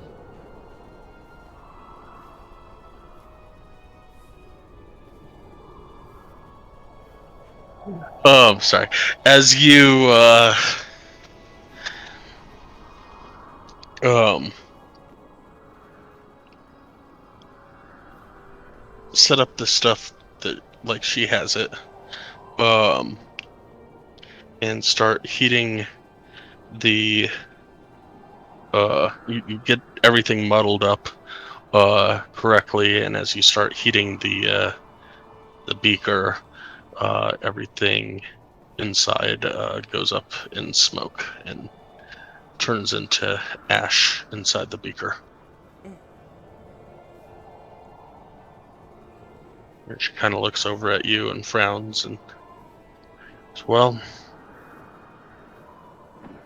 it happens. Hopefully 3 will be enough.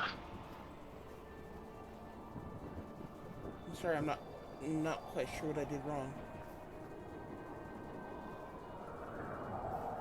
And she'll look at you and down at the beaker, and she'll kind of reach over and pull the beaker up about 2 more inches and say, should have been placed about right there.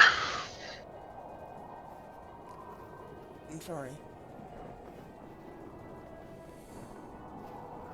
3 should be fine. Do I need to go get some more mats for y'all?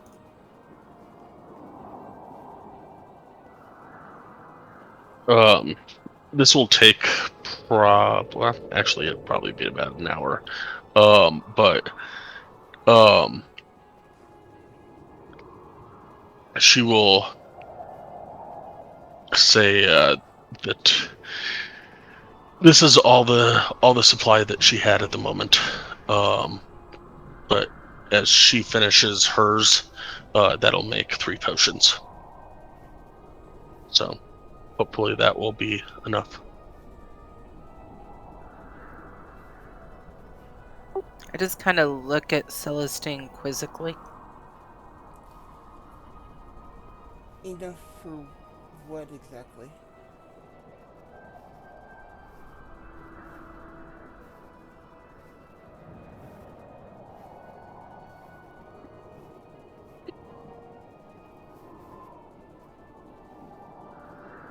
What's going on? What's your plan?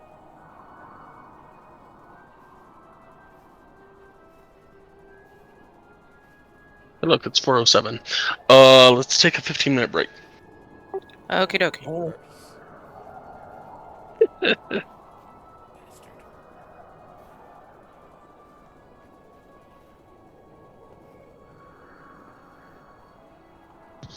Right on time.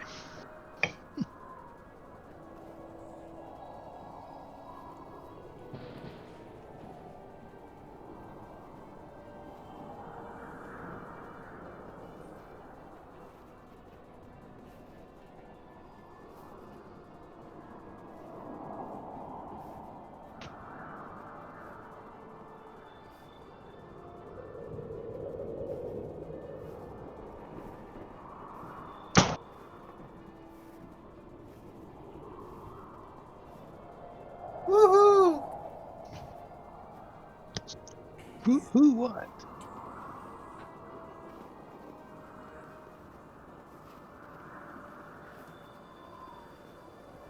This is fun to listen to. I'll be back.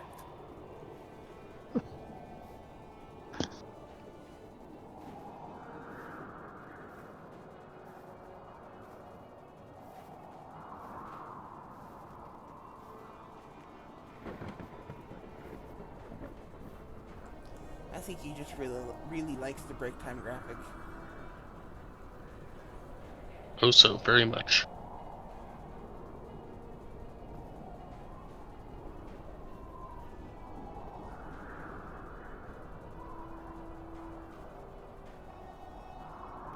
Almost like lightning just struck right through the ice.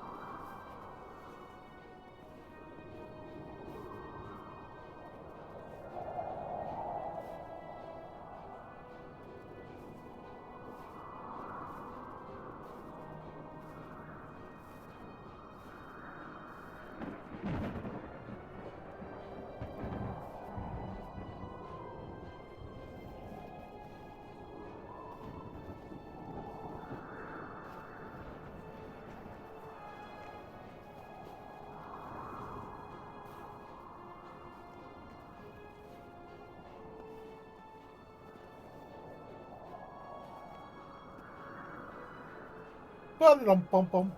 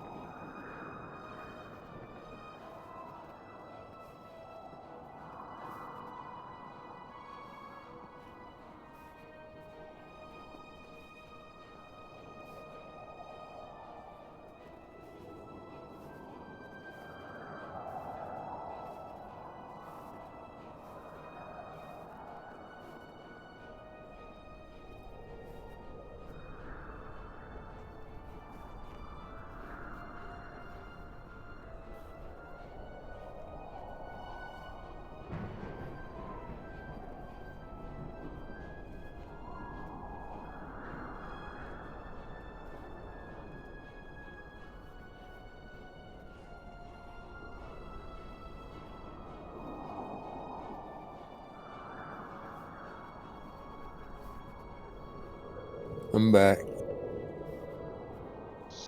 I'm back. Ditto. Here.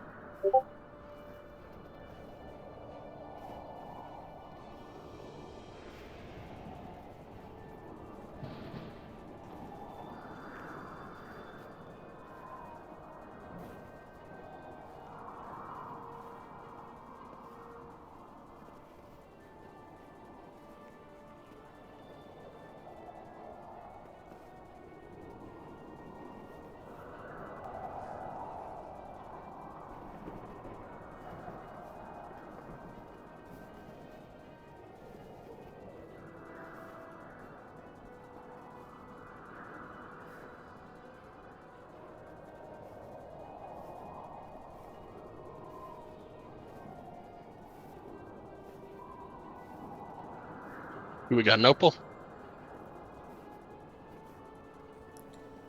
I haven't heard her yet.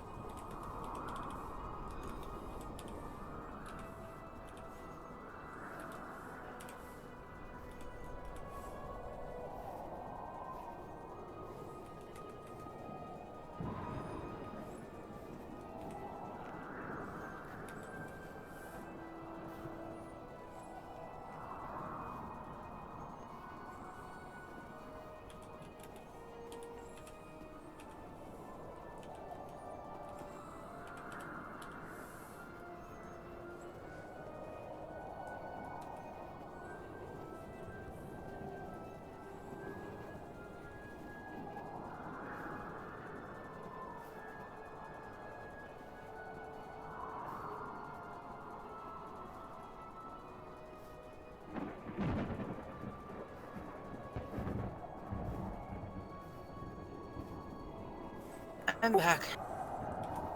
Woo.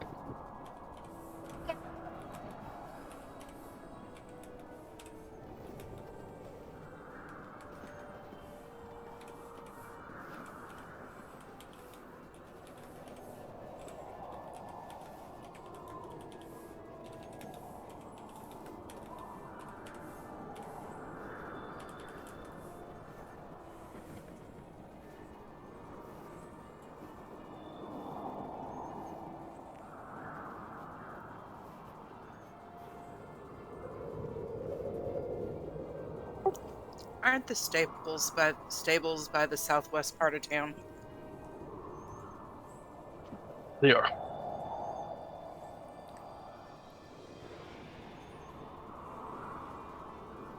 All right, Celestine, what were you asking her before we went on break?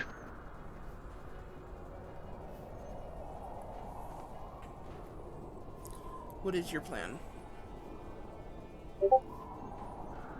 We will lean over and really, really, really quietly whisper something to you.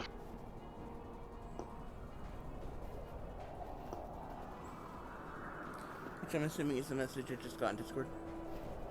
Mm-hmm.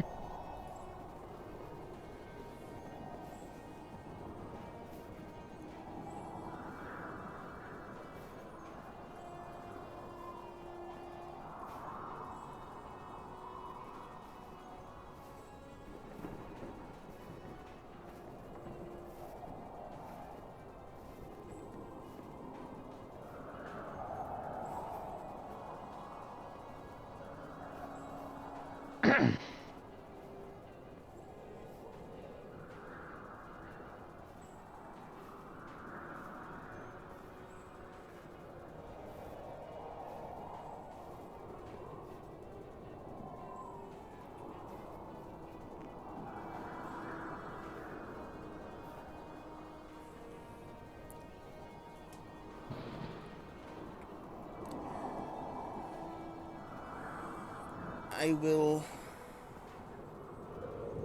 just kind of, when she finishes, I'll just kind of pull back and look at her for a moment, then just nod, and I will turn to the rest of the party and say,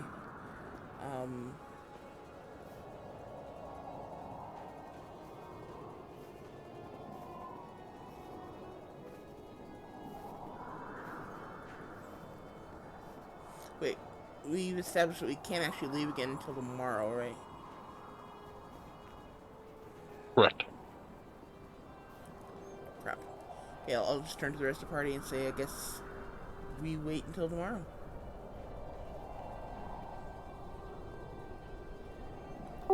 You think we should go look at maybe some dog sleds at the stables? For what? For why?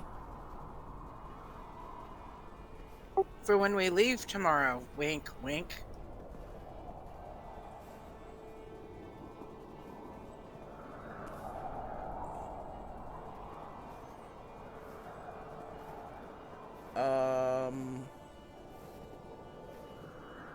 Sure, why not?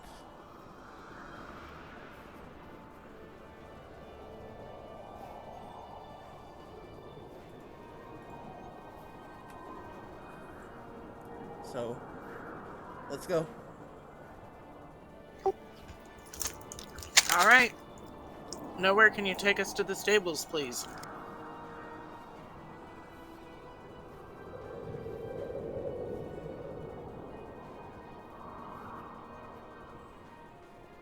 Okay, as we get outside of earshot of people,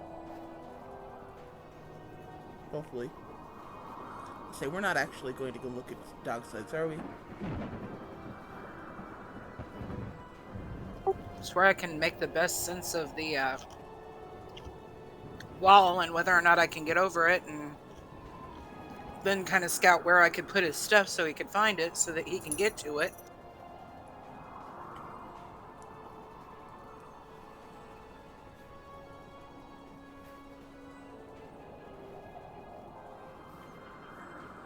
For clarification, are you hauling all of his stuff right now, or is it still in the temple?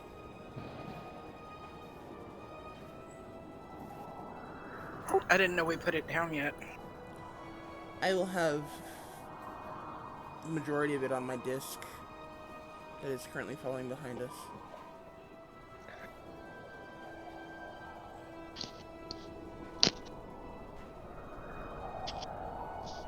How much can your disc weigh or hold? 600 pounds.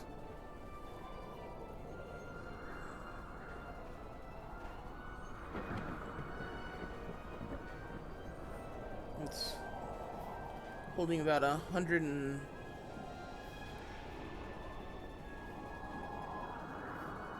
about 150 pounds with leatherworking supplies, and then the rest could be all his stuff.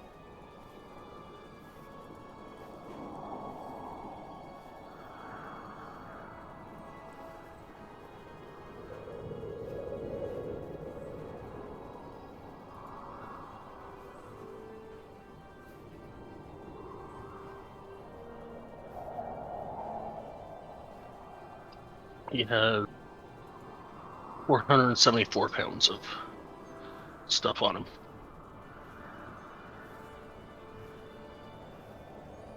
Okay, well, I can carry most of it then. Okay.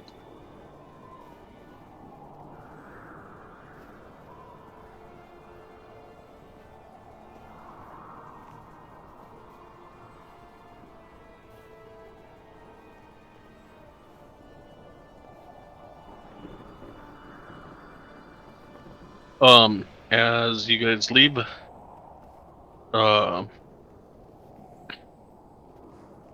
all of his stuff, Michonne will say, "You really should leave that here, but you do as you wish." Well, if we get dog sleds, we're going to want to put a majority of it in the dog sleds.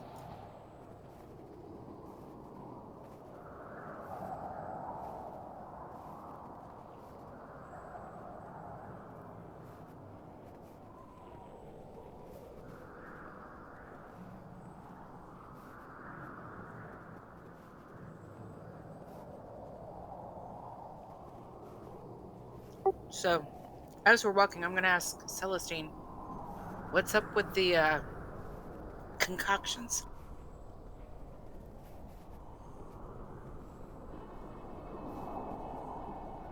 I want to look around to see if there's anyone nearby who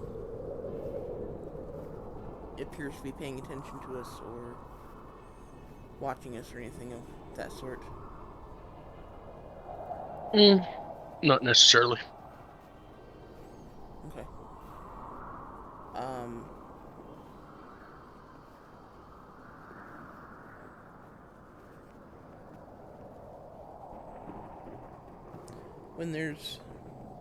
When I'm confident nobody's listening, I will reply and say that she says she can't reveal the details, but that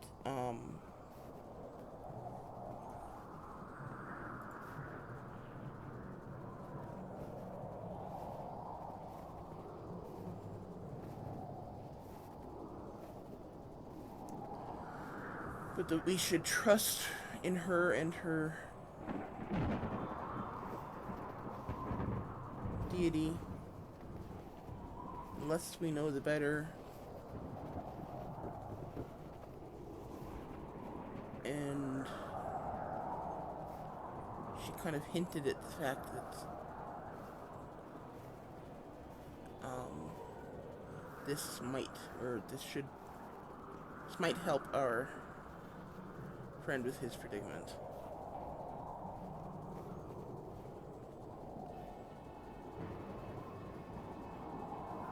That's very weird and interesting and weird. Yes, she was being very cryptic, but I saw no reason not to trust her. But why would the speaker be doing this if... I'm confused. Well, she's not the speaker. She was a But she's priestess of Amantor. But she's doing this with the speaker's knowledge, isn't she? Not that I'm aware of.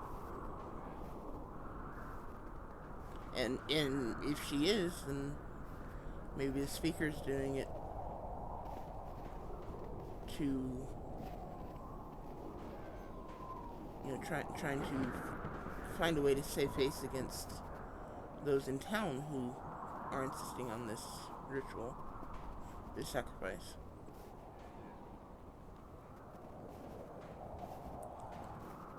To be honest, I don't know.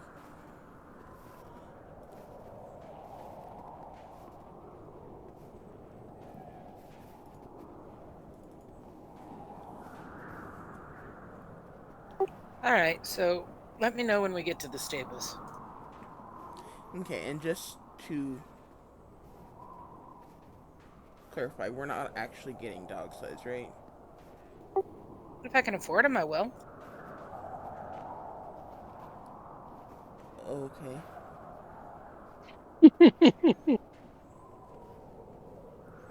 That is your prerogative, I guess.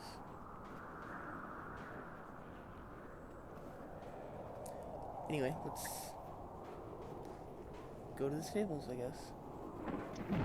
All right, so about 45 Oh, minutes you get down to the stables. Sky, if Mhm. there's people on the way, can you just kind of let me bump into them?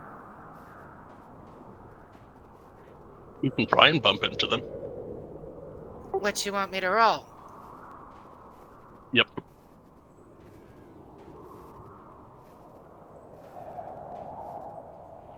Um. Sleight of hand? Yeah, definitely sleight of hand. Let me see how many.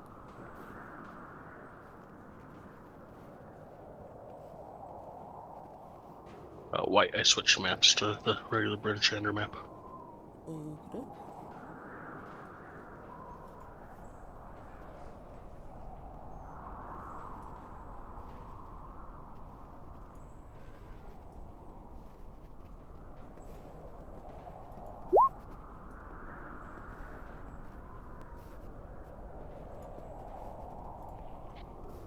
Give me 8 rolls.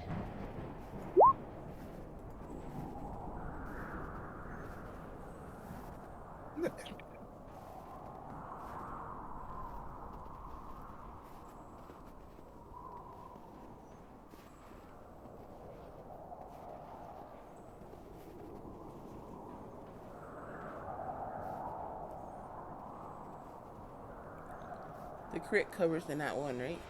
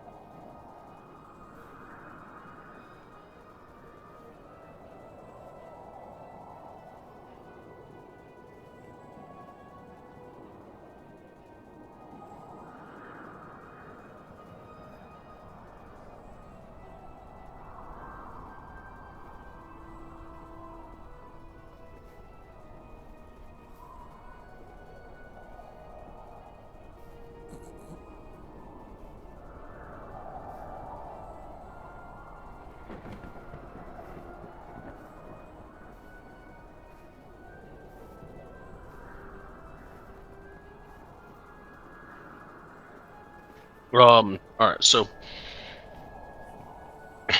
you guys head down there. Audit seems to be wandering here and there.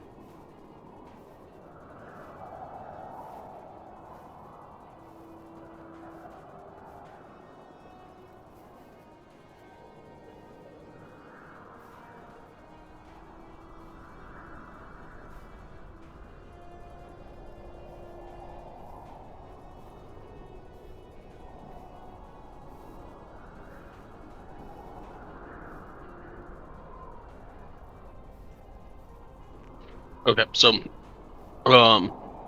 Claudette's moving back and forth across the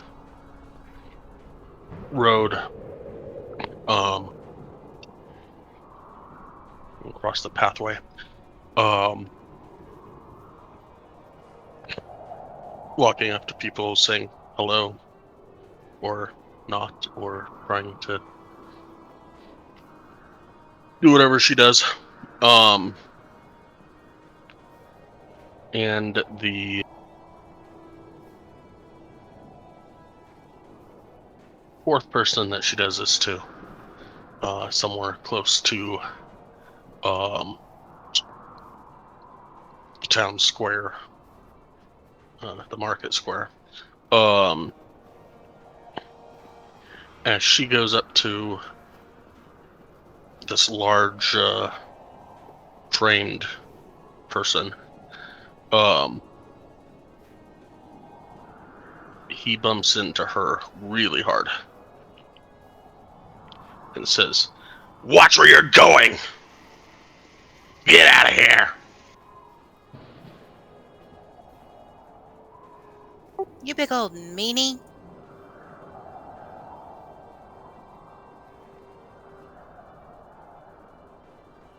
So, what you should have gotten out of the whole thing is 4 platinum, 39 gold, 30 silver, 32 silver, or sorry, 30 silver and 32 copper. That should be a C at the end of that. However, the big meanie got you for 14 gold.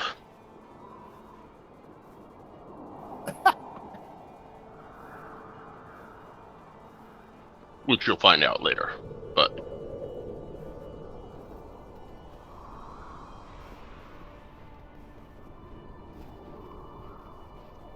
Okay. so you can add 4 platinum, 25 gold, 30 silver, and 32 copper to your coffers. And just to clarify, that's for everyone? Well, that was her. Oh, that's right. That's That for was Opal. my bumping into people. That's just Opal. Never mind. Ignore that. Yeah. I knew that. I don't know why I asked that.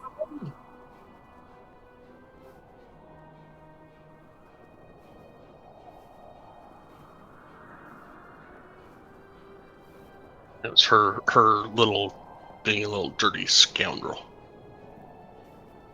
I give as much as I get.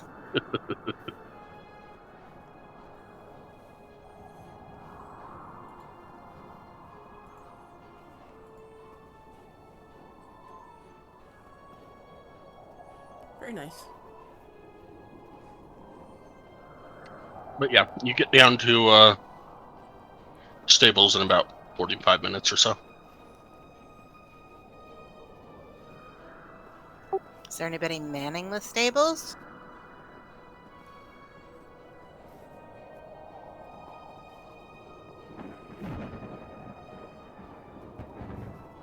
Morton Lovain is the proprietor of the stables. We've tried to get dog slugs from him before, haven't we? Yes, and the last time you were here, he had mentioned that the best route of going would be to get them up in Tourmaline.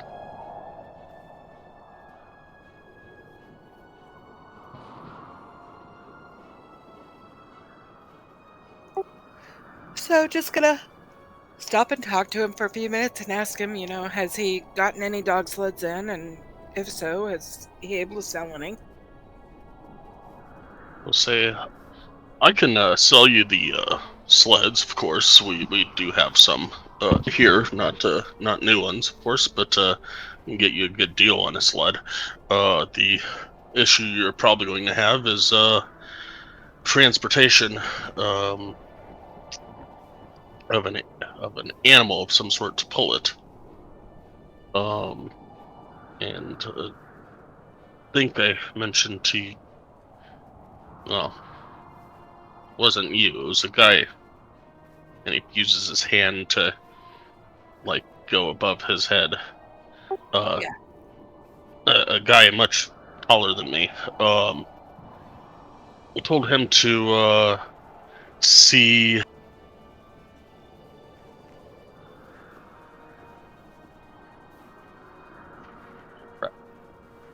Thought I had the guy's name on here. Yeah, up in Tourmaline for the dogs. Yeah. Has that situation changed at all? Do you have any animals that can pull the sleds at this point?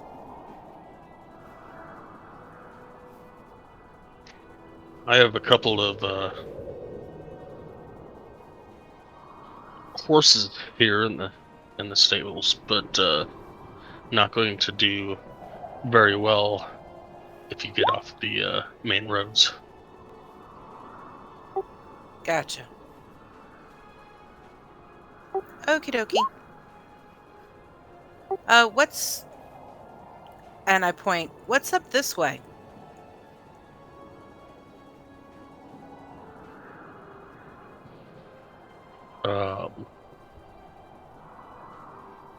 Houses, possibly some businesses. I don't know. Okie dokie. You don't happen to have a latrine in your stables, do you?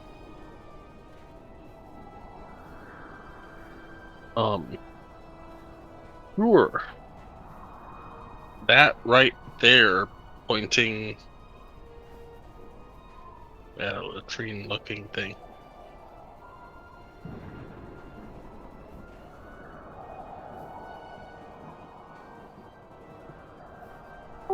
Okay.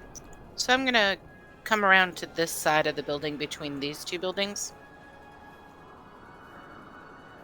and verify that there's nobody looking. Okay. Give me a perception check.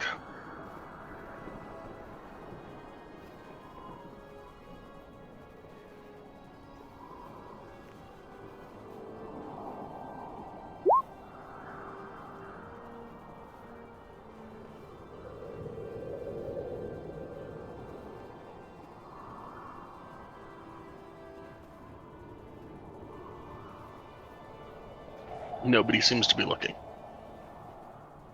So I'm just gonna walk up the wall to the top.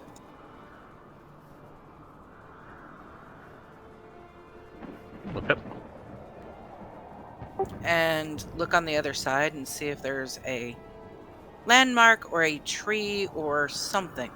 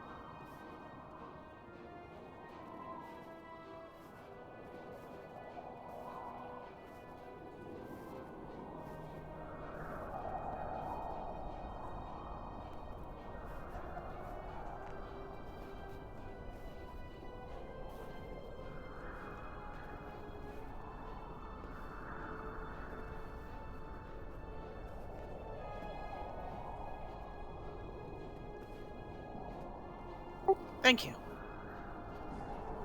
Looks like somebody's been playing cards up here. Yeah.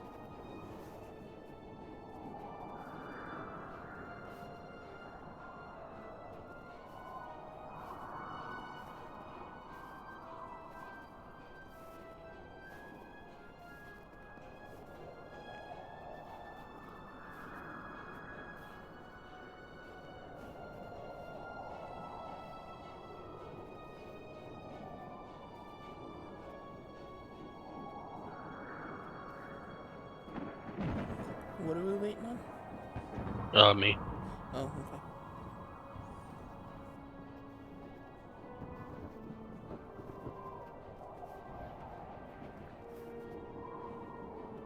Sky was prepared for Opal to pull this shit.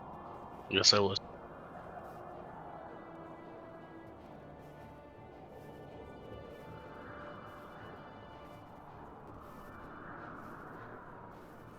If he would have said something before he left, I might have been able to aid you, but we can't now because you already left.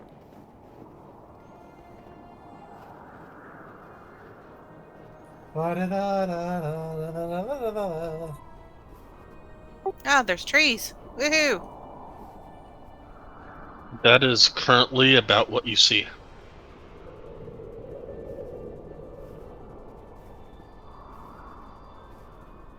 And some wild animals. And some things that might kill us. Yay.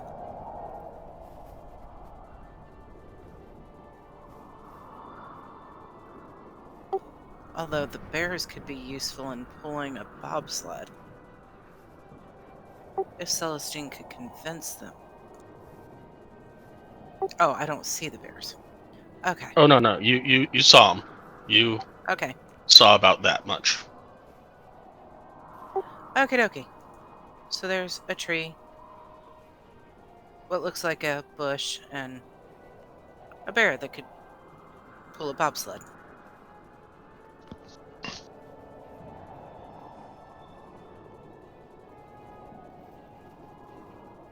Is that a bush?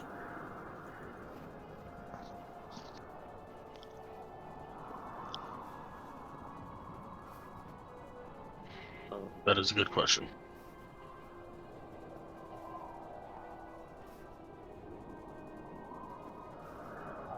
Okay, so I'm gonna go down the other side of the wall. Not the side I... Yeah, the side I just came up. I'm gonna go down that wall.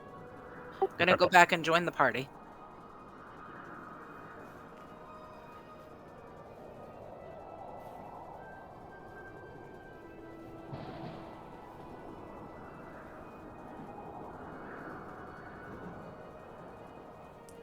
How's it look out there? Well, I see a couple of possible bushes, and I saw bears that could possibly pull a bobsled, and a tree. It's probably a dead tree, but I saw a tree. So a couple of things we could hide his stuff under.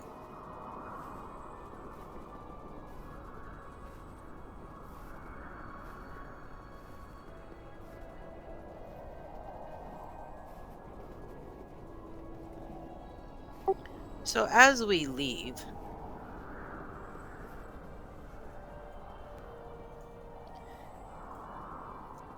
can we go that way just to see how many guards are guarding the gate?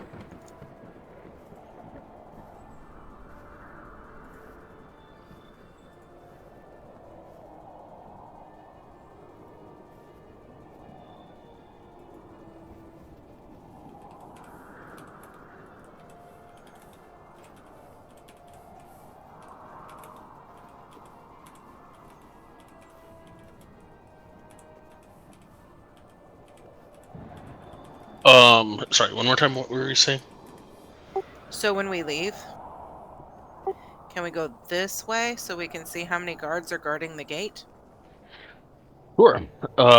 As you go that way, you'll see about 15 to 20 guards ish standing around the gate. Okie dokie. Probably see about it's daytime at the moment, so you'll probably see about 15 of them. So I also forgot to mention, Celestine, there's a table up there where the guards can probably sit and play cards. Or dragon chess. Or whatever the game they're gonna play. Ah, I see. It wasn't manned when I was up there. So, they're probably all down on the gates making sure people don't leave.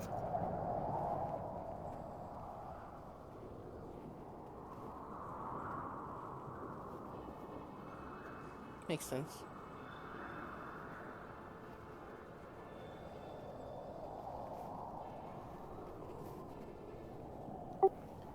So we'll walk back towards the center of town. Where was the speaker's house again? Right here, right? The town hall is here in the center of the town. Okie dokie. You've never been to the speaker's house yet.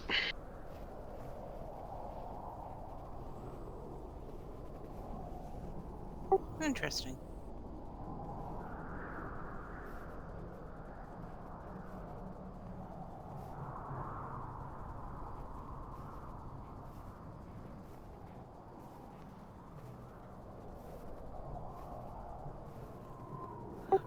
So nowhere you want to take us back so we can see when they start moving and looking? I'm sure we won't miss it.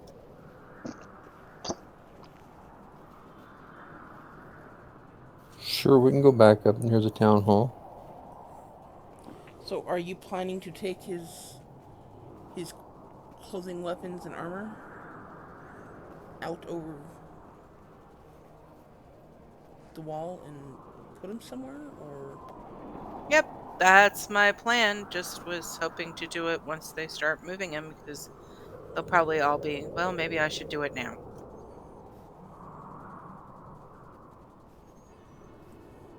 Did you and Illigan come up with a place to put them already?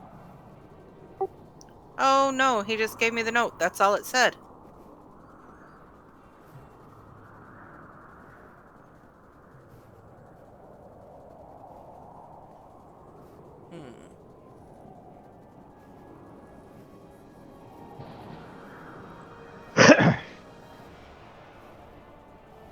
But I could go put it under the bush and maybe.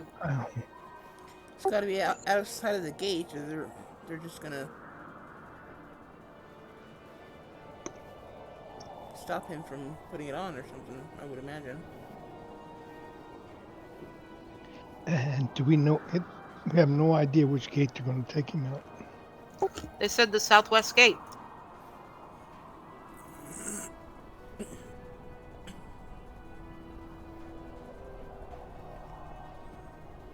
I suppose once you hide it out there, you can return and... If I could be within 30 feet of him, I could telepathically tell him where I put it. That's what I was just thinking. You just said it faster. That would be one way. And nowhere over here can make you invisible for an hour. So it makes it easier for you to get up and over that wall. That would be really handy.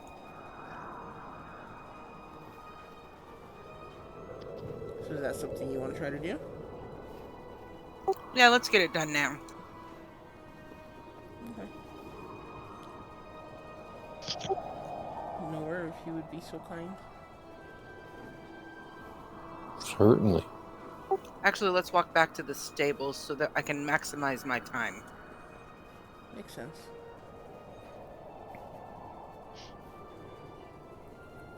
The stable guy is gonna think you're really thinking about it. Actually, with the bears I saw, we could actually, like I said, if you could convince them, we could actually get them to pull the sleds for us.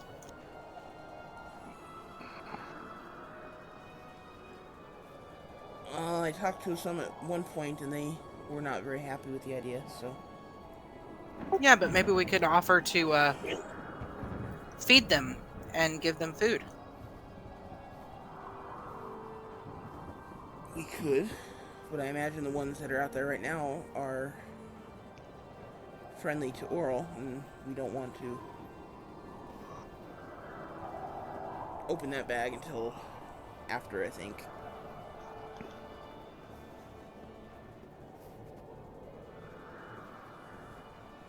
If that makes sense. Yep. Okay, so when we get around the wall, I want to make sure nobody's looking and kind of look up there, make sure nobody's up top. You'll see some guards down at the towers down here. But Nobody is near you and around you. Okay, nowhere when you're ready.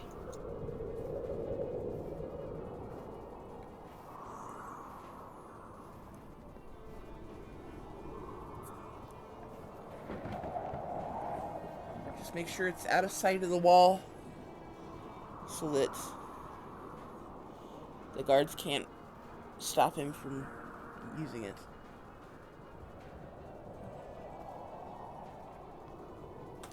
Or reclaiming it or whatever.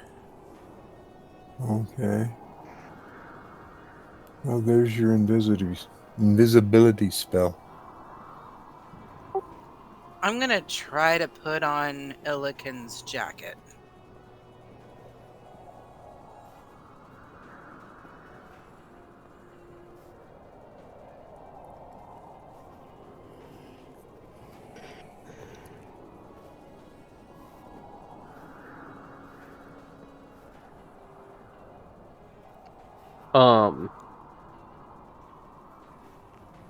His armor or his jacket? Actually, just let's try to. Can we fold his armor up? Is it leather?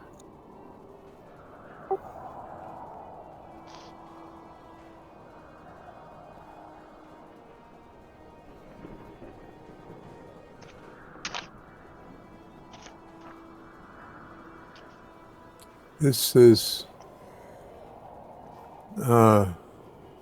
anything the target is wearing or carrying is invisible as long as it is on the target's person. Yep. I would think you'd be able to stuff everything in your pack. I mean, you're just taking his clothes, armor, and weapons. I've got all of his other crap on the disc. Okay, so I'll kind of dump my bag out onto the disc, put all of his stuff in my bag, and begin to climb the wall.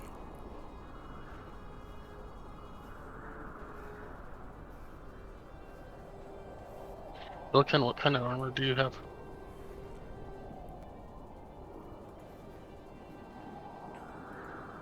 Oh, scale mail. There it is. Scale mail.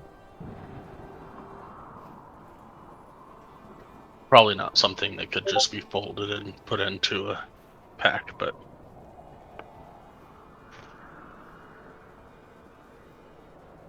Alright, so we'll scale the wall with his stuff in my pack, or on me, or carrying it.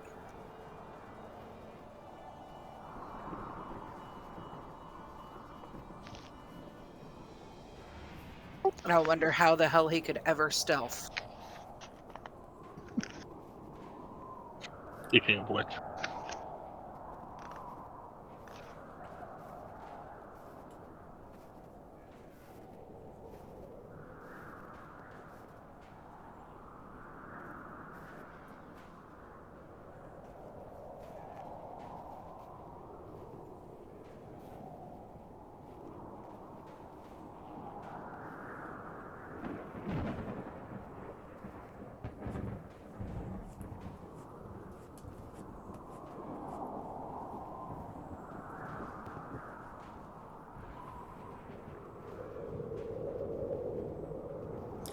I think that was his. Roll me Never mind. roll me a stealth check to see how well you stealth while carrying scale mail down a wall.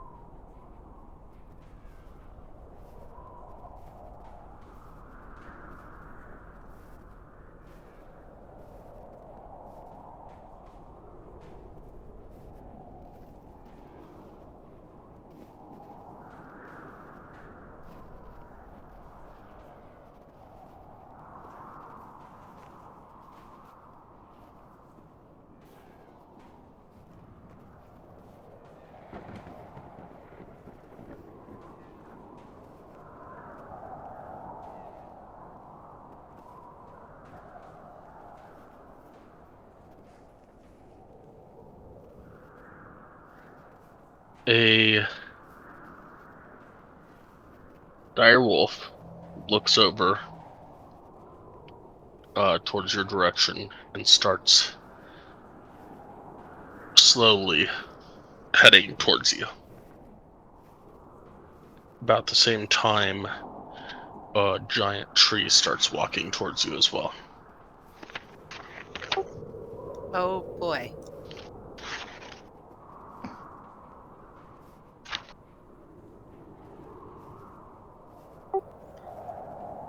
Guess the tree wasn't a tree.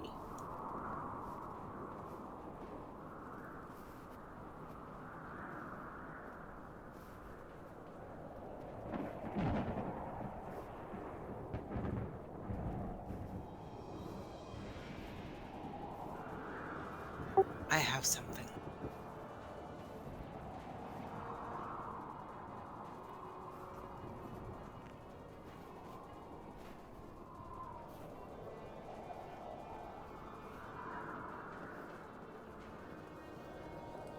Is she not getting advantage or them disadvantage due to invisibility? Invisibility does not help against scale mail making audio sounds. Oh. That is the only reason that I had her roll, was because she's carrying scale mail down a wall going.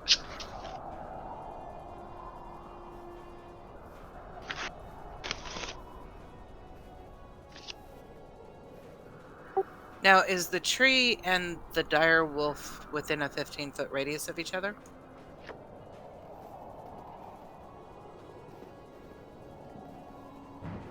Just a second, gotta unblock stuff again.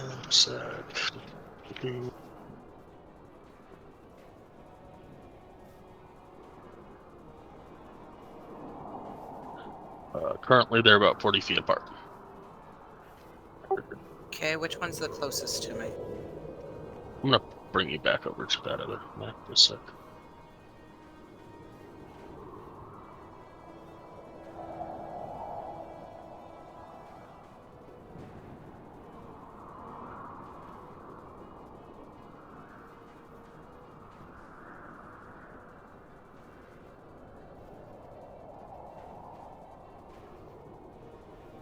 That guy there and that guy there are starting to head to your direction.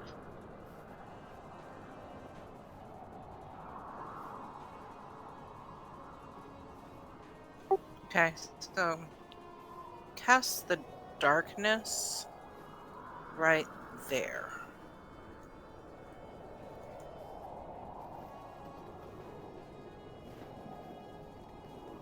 Oh wait, I can't cast. Well, am I off the wall since you said I was going down the wall? You're currently on the wall, yeah.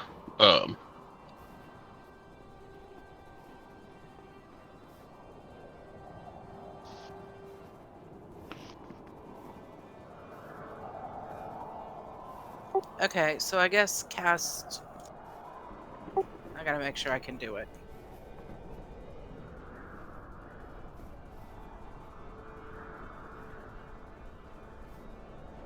If you cast a spell or do any attacking, you lose your invisibility. No, you're actually concentrating on that, not her. Okay, Oh, so okay. right here. If she was, it would totally be correct, but that's part of your repertoire. That's why I posted in chat. How do I make Nowhere lose his concentration on this? I was just being sarcastic and being an ass, but yeah. Okay, so we're gonna put that darkness spell right there.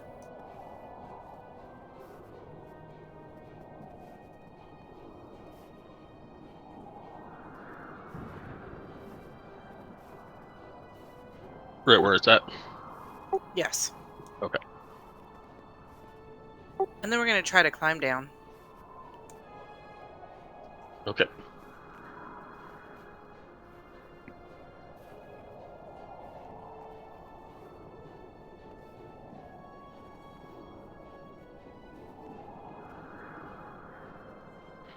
Then what are you doing? I'm gonna head this way to look for a loose rock. Okay, you find a loose rock. Is it big enough to hide his stuff? Nope.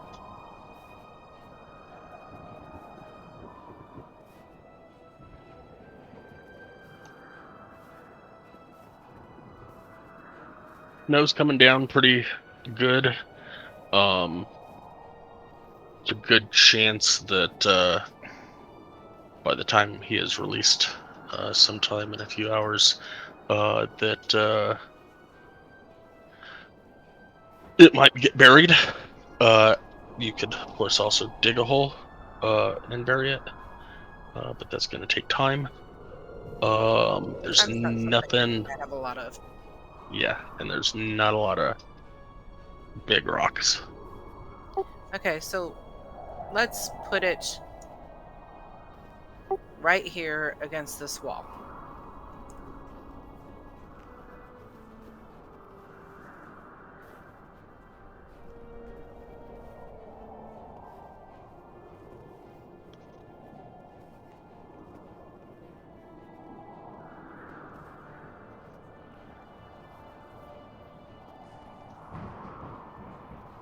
Okay, yeah, Like that's a that. good word. Yeah. All right, and then I'll just go up the wall from there and back down the wall and go meet up with my friends and let them know that we had a change of plans. There's some wildlife out there.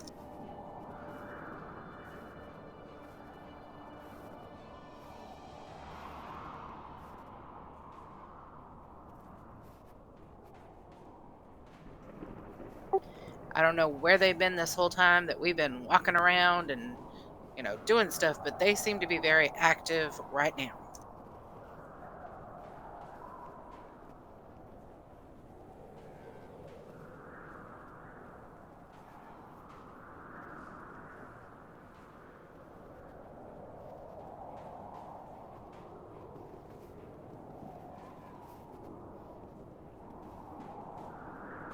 I'll be right back.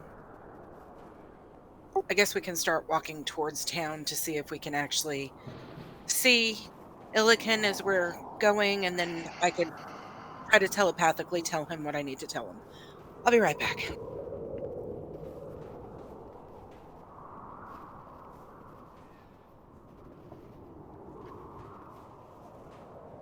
All right. So,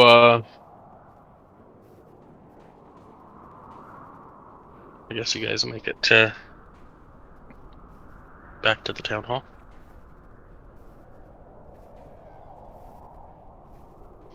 Yeah, I guess so. Sure, why not? And what she dropped off was his pickaxes and his scale mail armor and his cold weather clothing, right? That's what I was suggesting.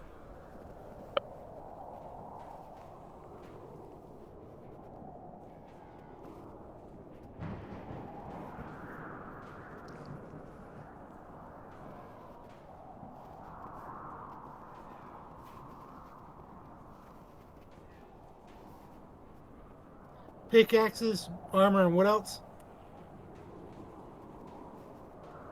Your coach, your cold weather clothing stuff.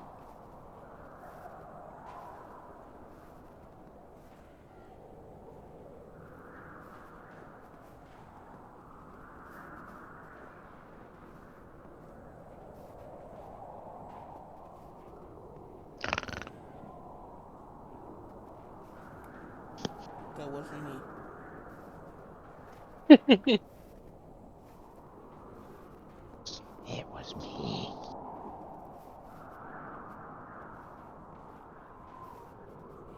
He's growling at the kitty cats. I'm assuming.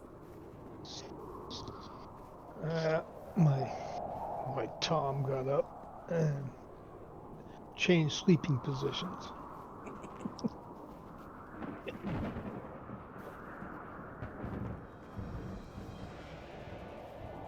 All Alright, so it's probably like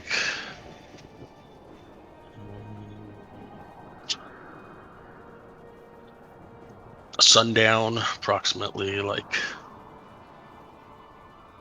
2:30 right now in the afternoon. You guys just gonna stay at the town hall?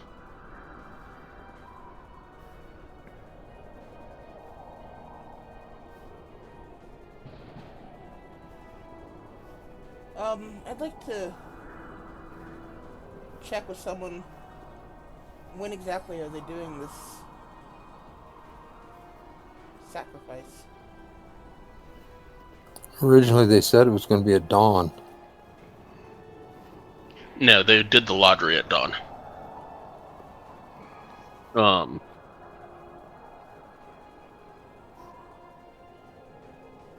Whoever you talk to, I don't know who it is, but whoever you talk to will tell you probably about like 8 o'clock at night. Okay, so we have to wait. Not that they have clocks, but yeah. So they're doing that tonight, or is that tomorrow night? Yes, tonight. Today is now the 15th, so. Okay.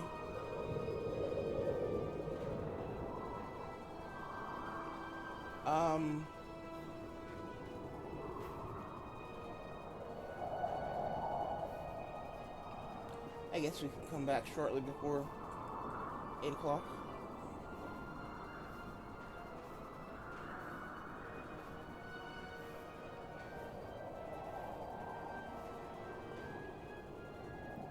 I guess. That's fine. We'll come back.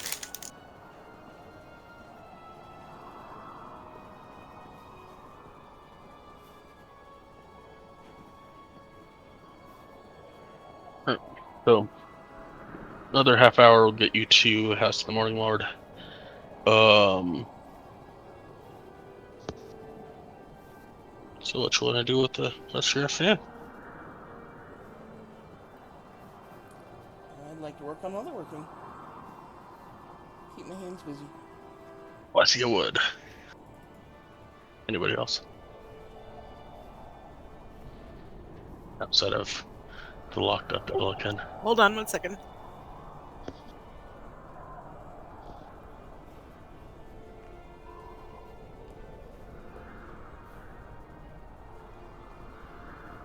Talkies plus talking is pretty difficult. I guess I'll help her for about 4 hours with the leatherworking, and then I think I want to go get a nail. Oh, what? A nail? A nail? Like a hammer nail? No, like a drink.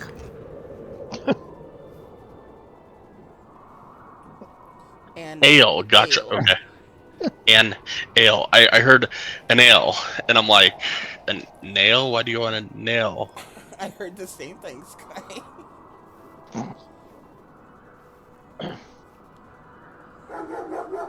Okay. The dog agrees. Alright, Celestine, give me 2 leatherworking dexterity advantage with with Claudette.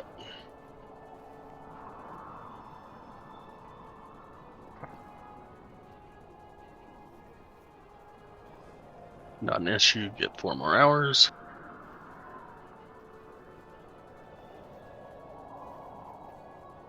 So after 4 hours, I'm going to look at Celestine and say, after this week, finding out that my dad is actually close enough for me to kill him, and Illican getting taken, and everything going on, I think I could use something to drink. You want to go down with me to the tavern?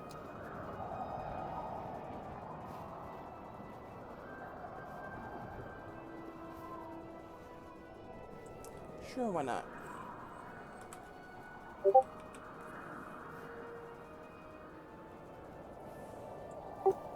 I imagine that Nowhere was already heading to the tavern, question mark? Well, I hadn't really thought of it, but I'll certainly join you. I'll hang around. I'll go on with you guys.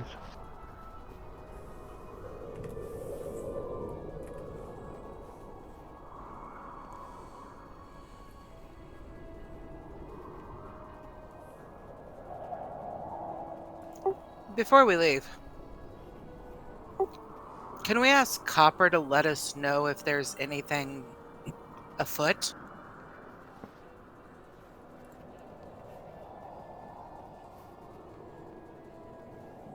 He looks down at his feet. Picks one up, looks at it, picks the other Okay. one up. Copper, what I really meant is, could you possibly let us know if people start moving towards Illiken's departure? He will say there might be a few people that gather and watch. For Enchanter, there might be upwards of 50 people that actually watch as they parade him down. But most of them are supporters of Oriel.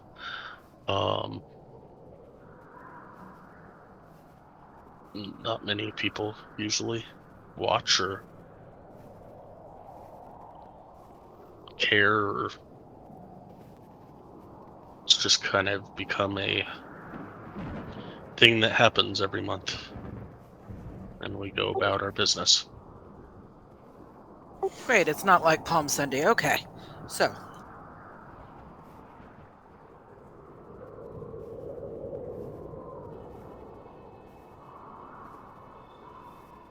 What's a palm? it's a tree in other areas. What's a Sunday? That's a great It's question. it's an ice cream treat in another area. Yeah,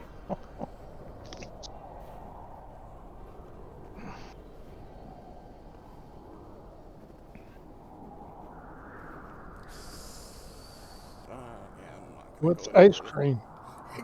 That's gonna be my next step. Well, it's Flavored snow. when you cream all over ice. Damn. It's flavored snow.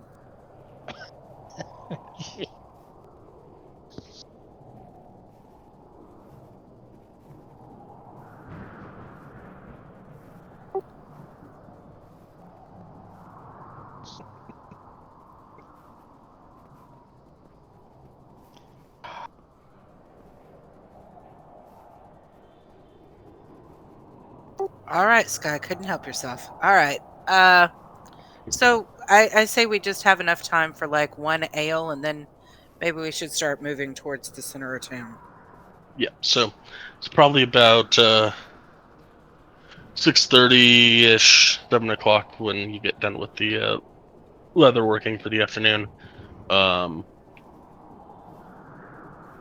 The tavern is right around the corner. Takes you 5 minutes to get there. Not an issue there. It'll take you about another 30 minutes to get down to the town hall.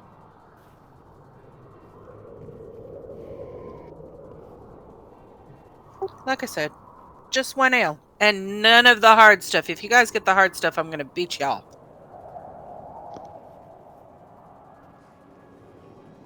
As you guys head out, so does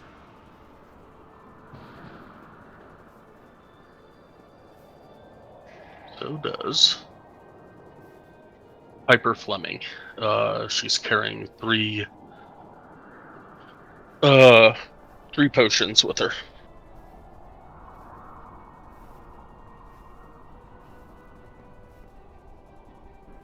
Oh, really?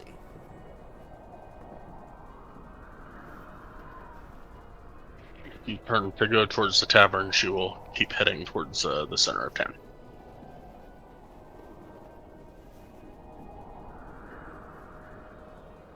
Isn't this whole thing supposed to be taking place in the center of town? That's where town hall is, anyways. Yeah. Okay, so I think we'll just follow her. yeah, just go that direction. I mean, not specifically following her, but go that direction instead of back to the tavern.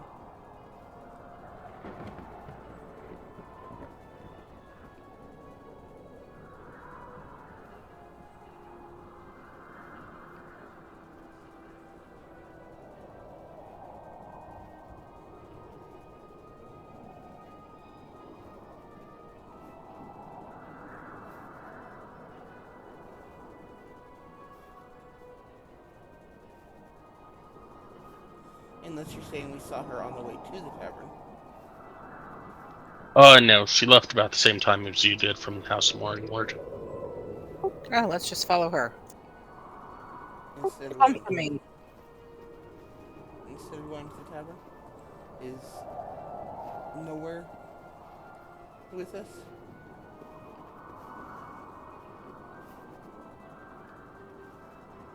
Or is nowhere already at the tavern? That's what I was wondering. Nowhere. He said he was actually coming with us after we did the leather working, so I think he's with us. That doesn't sound like him at all. Figured he'd stay at the tavern for 30 hours a day.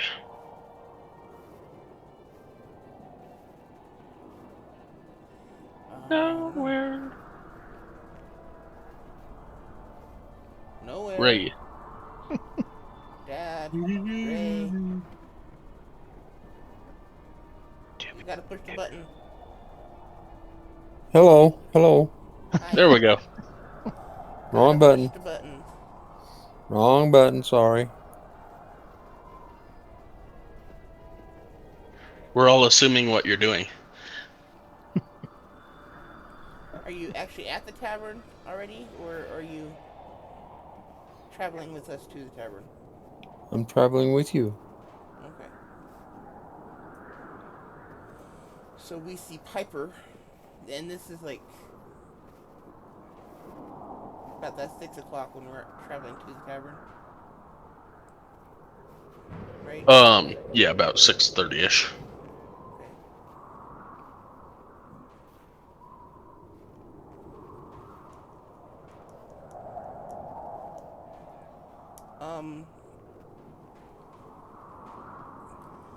Well, if we just follow her, we might interrupt her plan. This is out of character.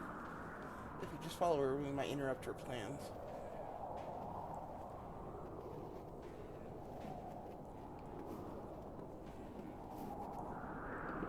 So, maybe we should just go to the tavern anyway.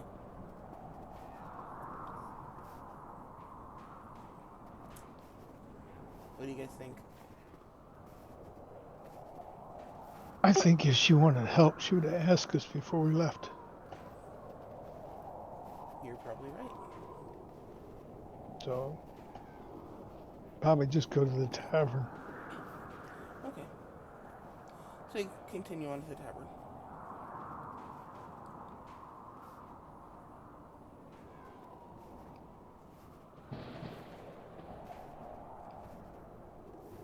Alright, so you get to Kelvin's Cairn. Sorry, not Kelvin's Cairn. Kelvin's Comfort. And a stocky dwarf behind the bar says, "Looking for the hard stuff?"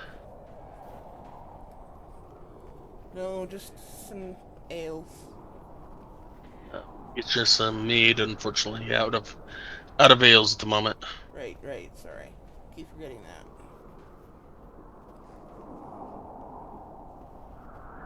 that. And he will pour the four of you ales for 8 silver apiece. Sorry, mead. Yeah.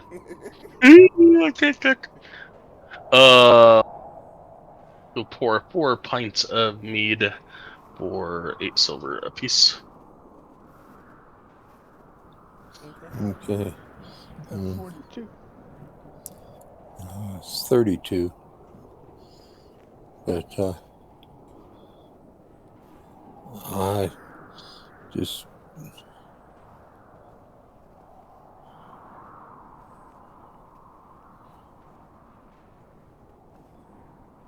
Uh,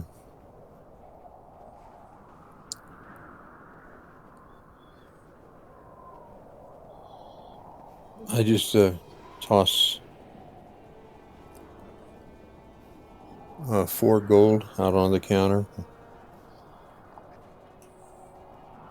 And say keep the change.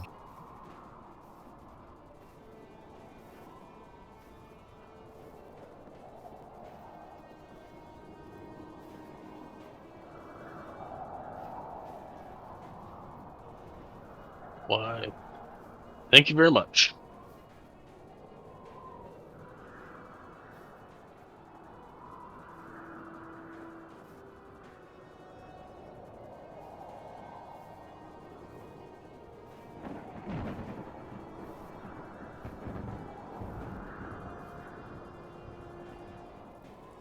Okay, so we sit and drink our mead. Has anything interesting happened during that time frame? Roll me perception.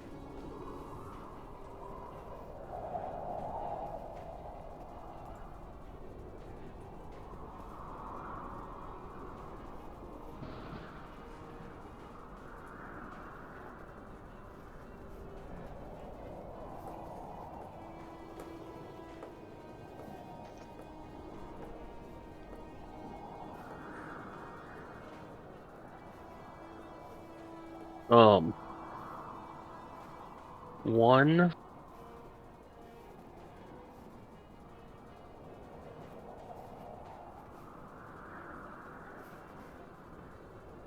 guy at a table, a couple tables away from you guys,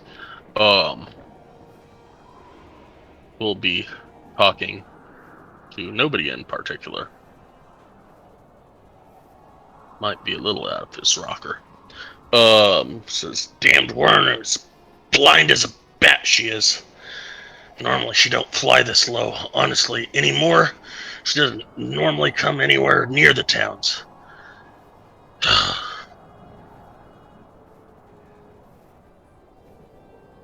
Also, a stone's away from that tower.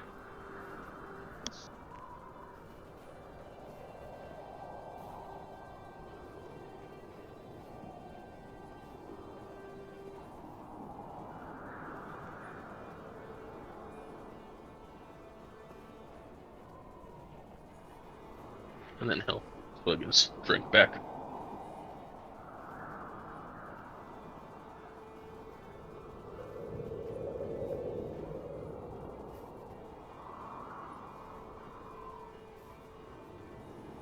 Yeah, I think I agree with him. I don't think the worm should be flying that low. Maybe the town speaker should pass a new law that says you can't fly that low over town.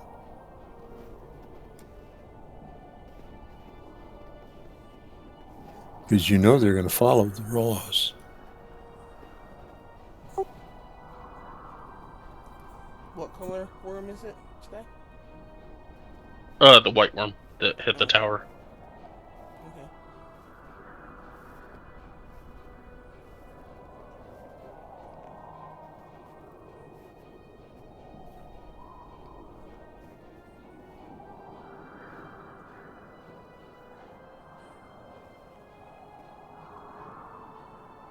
Do you happen to know where this white worm lairs?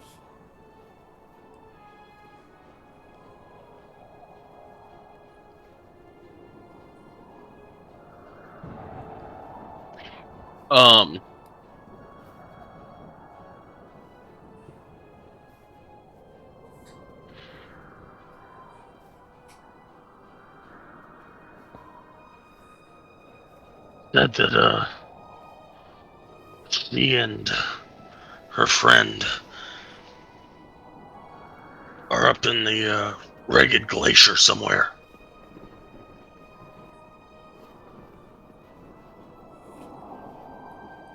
So there are 2 white worms? Oh, no. No, she's the only one that we know of, or that we've seen. She's been around here for hundreds of years.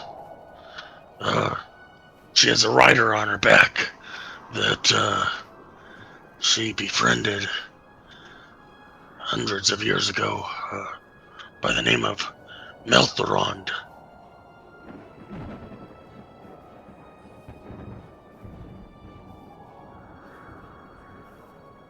He's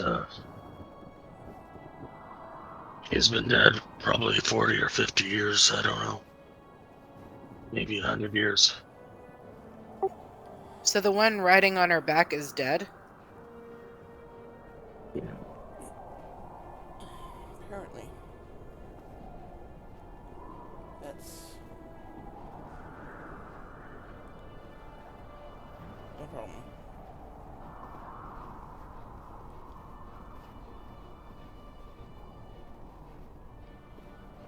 Maybe she has a new rider? That one, I doubt it. The white dragons don't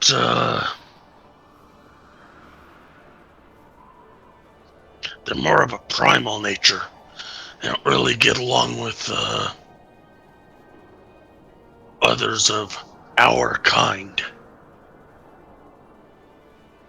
I'm not sure how the relationship begun between the two, but it's well before I was born. Some kind of liken to the guy, and I don't know if she even realizes he's dead. I'll just kind of look at Celestine like, okay. So is he dead, or is he just mostly dead? You asking this guy, or? Yeah, I'm asking that guy. Okay. Oh,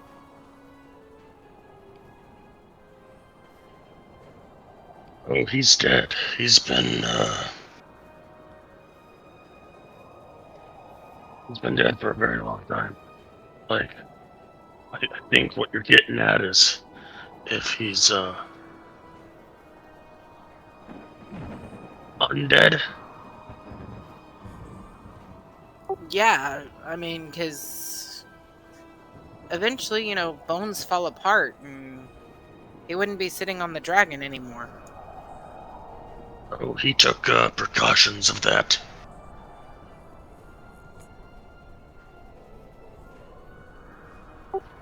I'd say he was a very powerful wizard of sorts, into that magical arts and stuff.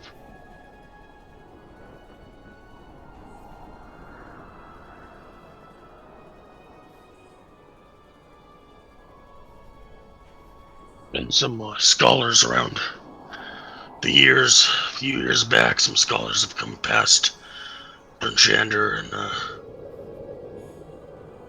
mentioned that she wishes to return him to life someday, though it seems like a far-fetched dream for a white worm.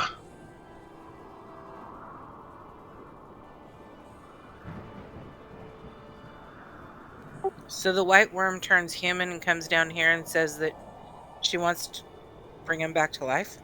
No. Can't turn into a human. Some scholars a few years ago were coming through Brinchander and mentioned something along that line. I don't know where they got their information. I just hear things and pick them up. So, who were you talking to a few moments ago?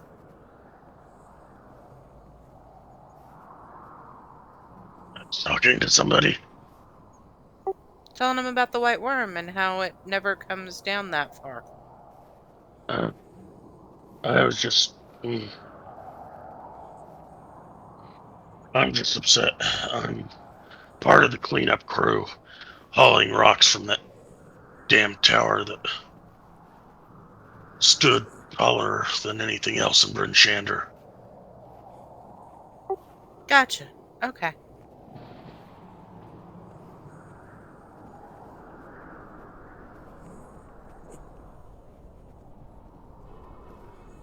Out of character, does he look like he's poor? He doesn't look like, give me no. He doesn't look like he's poor. Just looks Okay. like he's drunk.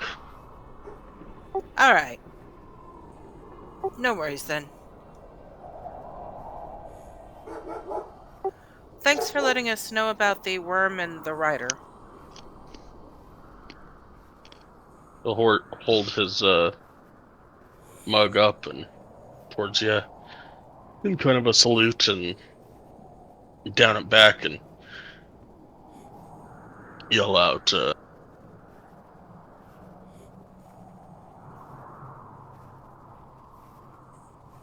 another one, Ogden. And Ogden will bring him another mead. I slide Ogden a gold piece and say, that should cover the next 2, right? Yes, ma'am. Alright, so those are on me for his next 2, okay? He will, nod at you. So, Ogden, they say about the time the sun's really getting dark is when they start marching the guy out the gate. Is that true?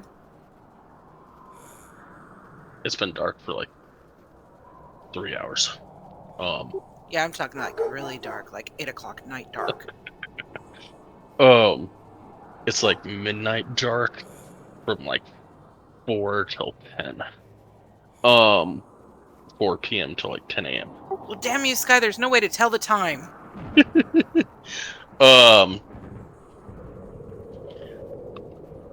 He will look at his handy dandy watch that he doesn't have. Say, yeah, it's getting about that time.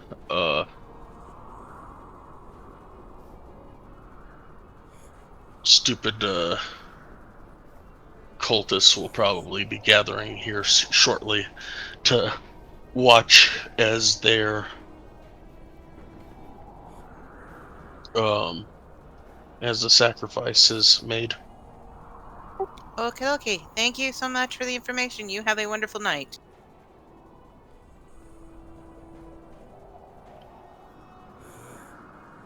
He will.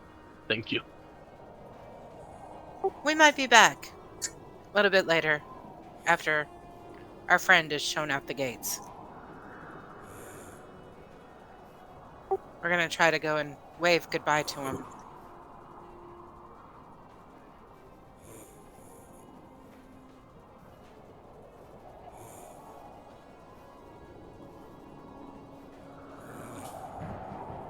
Alright, let's go. Maybe we can get this done before it's time Finish the last of my mead and start walking toward the door. Ditto. Alright, so you guys get down to town hall right about 8 o'clock.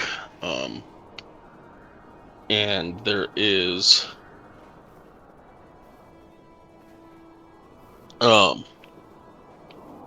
Duvessa and 2 guards walk out of the front doors of the town hall in heavy winter clothing, followed by a Goliath in kind of a medium winter clothing. Nowhere cast invisibility on me, please.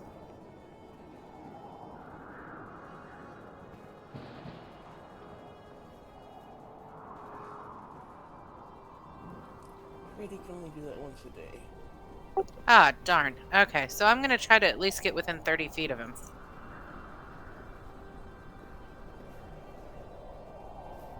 And say, Illican, when you can hear me, shrug your shoulder.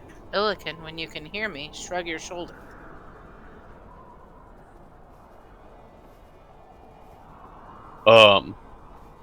As you say that, let me look up just a sec.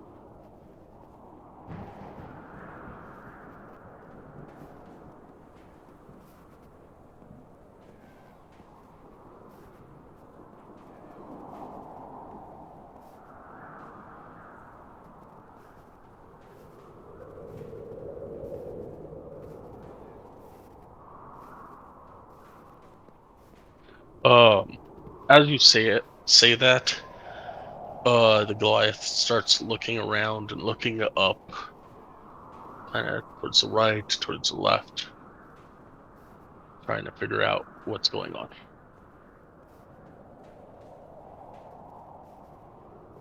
Do we recognize this Goliath? Looks like Silicon. Give me Okay. an investigation check.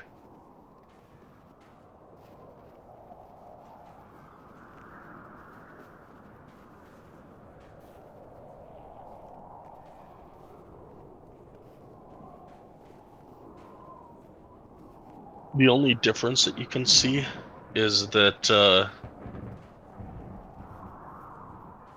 Silicon seemed to have grown a nice pair of breasts since the last time you saw him. But his face looks just like he did yesterday. Or this morning. Celestine, do you see those boobies? Do I see what? Look at the Goliath. She has boobies. She might have Illican's face, but she's got boobies. That's... I don't know. Do I see that? Now that she pointed it out, yes. I do. That's a little bit odd.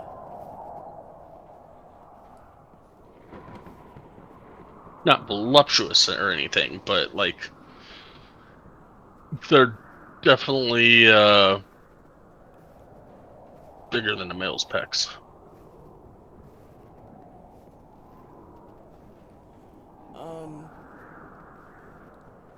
Let's not draw attention, because that could be Part of the warning. correct. Part of the plan, whatever the plan Miss Shawn is working on. Anybody see that other woman?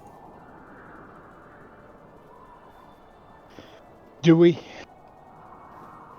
See who? Does anybody see Piper Fleming anywhere?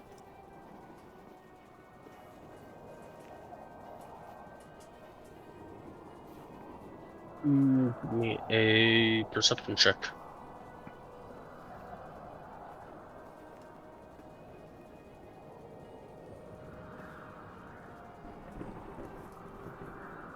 You are pretty certain that she is nowhere to be found.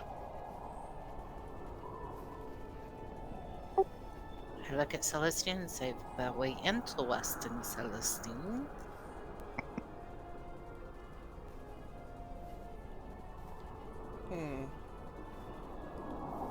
Do you notice that I don't see Piper anywhere? The lady that was at the House of the Morning Lord. Yeah, I know who you're speaking of. Yeah, just kind of keep that under wraps, because I think what you were helping the priestess make was maybe a transmogrification potion. not really.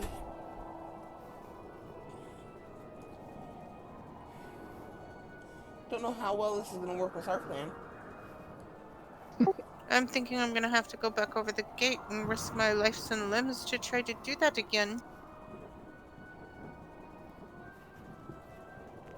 Maybe we should hurry before the guards have to go back to their normal posts. Well, keep in mind that we don't have invisible. No, we don't, but it's okay. I think they're all going to be busy trying to make sure that people don't maul the prisoner, and we can go down the side road here.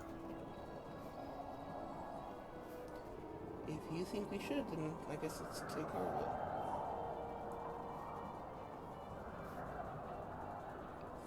of it. Yeah, let's hurry ahead. Let's hurry ahead. Well, let's take off towards the stables very quickly. Like, running. We can do that. We need a sled really bad. Bye! Nothing like calling attention to yourselves. Holy crap! Well, since we were running, I I didn't. give a reason.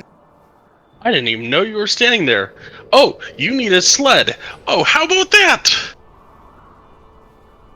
I figured when we started running, that would draw attention to ourselves. Yeah, that's what I was thinking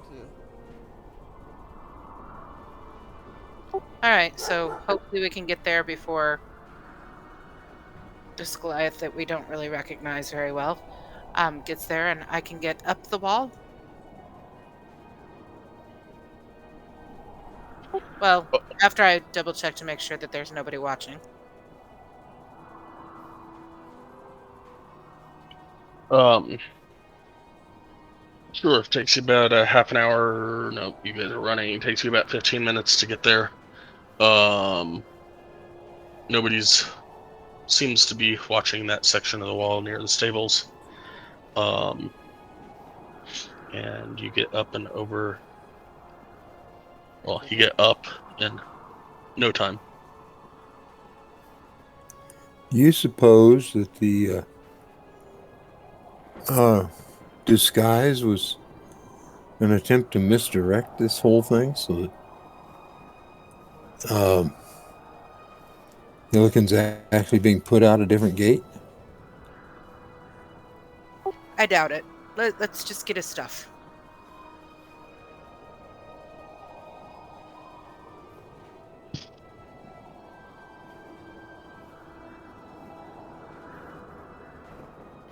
And there's dangerous stuff on the other side, so I want to hurry as fast as possible.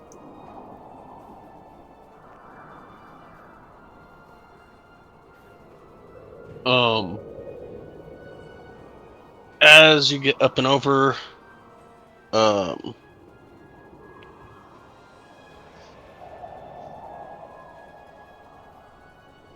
few creatures take notice of you. Okay, well, I'm just gonna run and pick up the stuff and start heading back over the wall. Okay.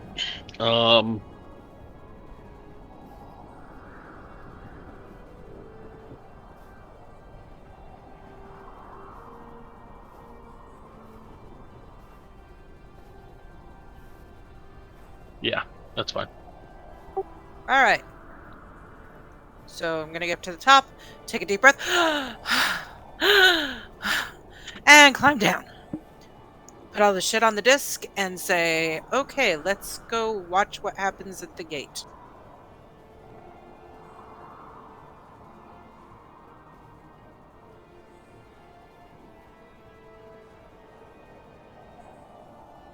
Although half of me is tempted to stay up at the top to watch what happens when she goes out.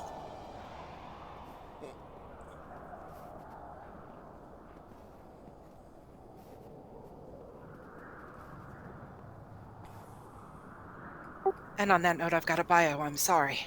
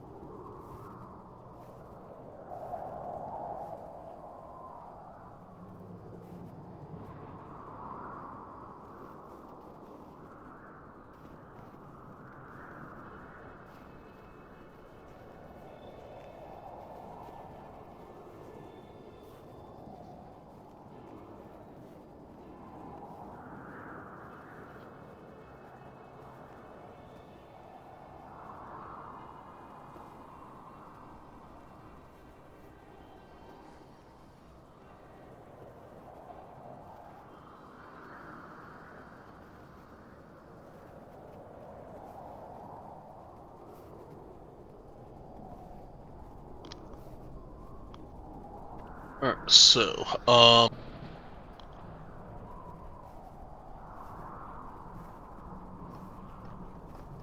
White, I'm changing maps. Sorry if this kills anybody's computer. I'm back. Welcome back.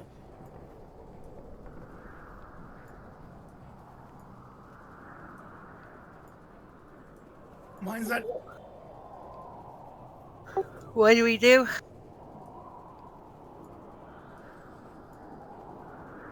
One thing to say. Hmm. It's 6 o'clock, and I do have to go. Alrighty then.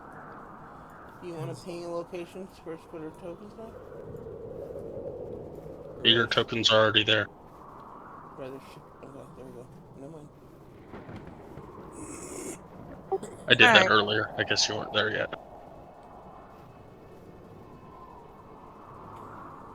Alright, guys. You have fun. Thank you so much for this evening. Okay. Thank you for you too as well. I've enjoyed listening to how everybody dealt with this. Yeah, uh-huh. Well, I have, trust me, with me and Sky over here laughing really hard. Yeah, uh-huh. Well, we're glad that you had such a good time. Glad we could entertain. All right, guys. Talk to you next week. Ciao. See you on Sunday Uh. since there's no game on any other day. That is correct. Have a good one. Oh, yeah.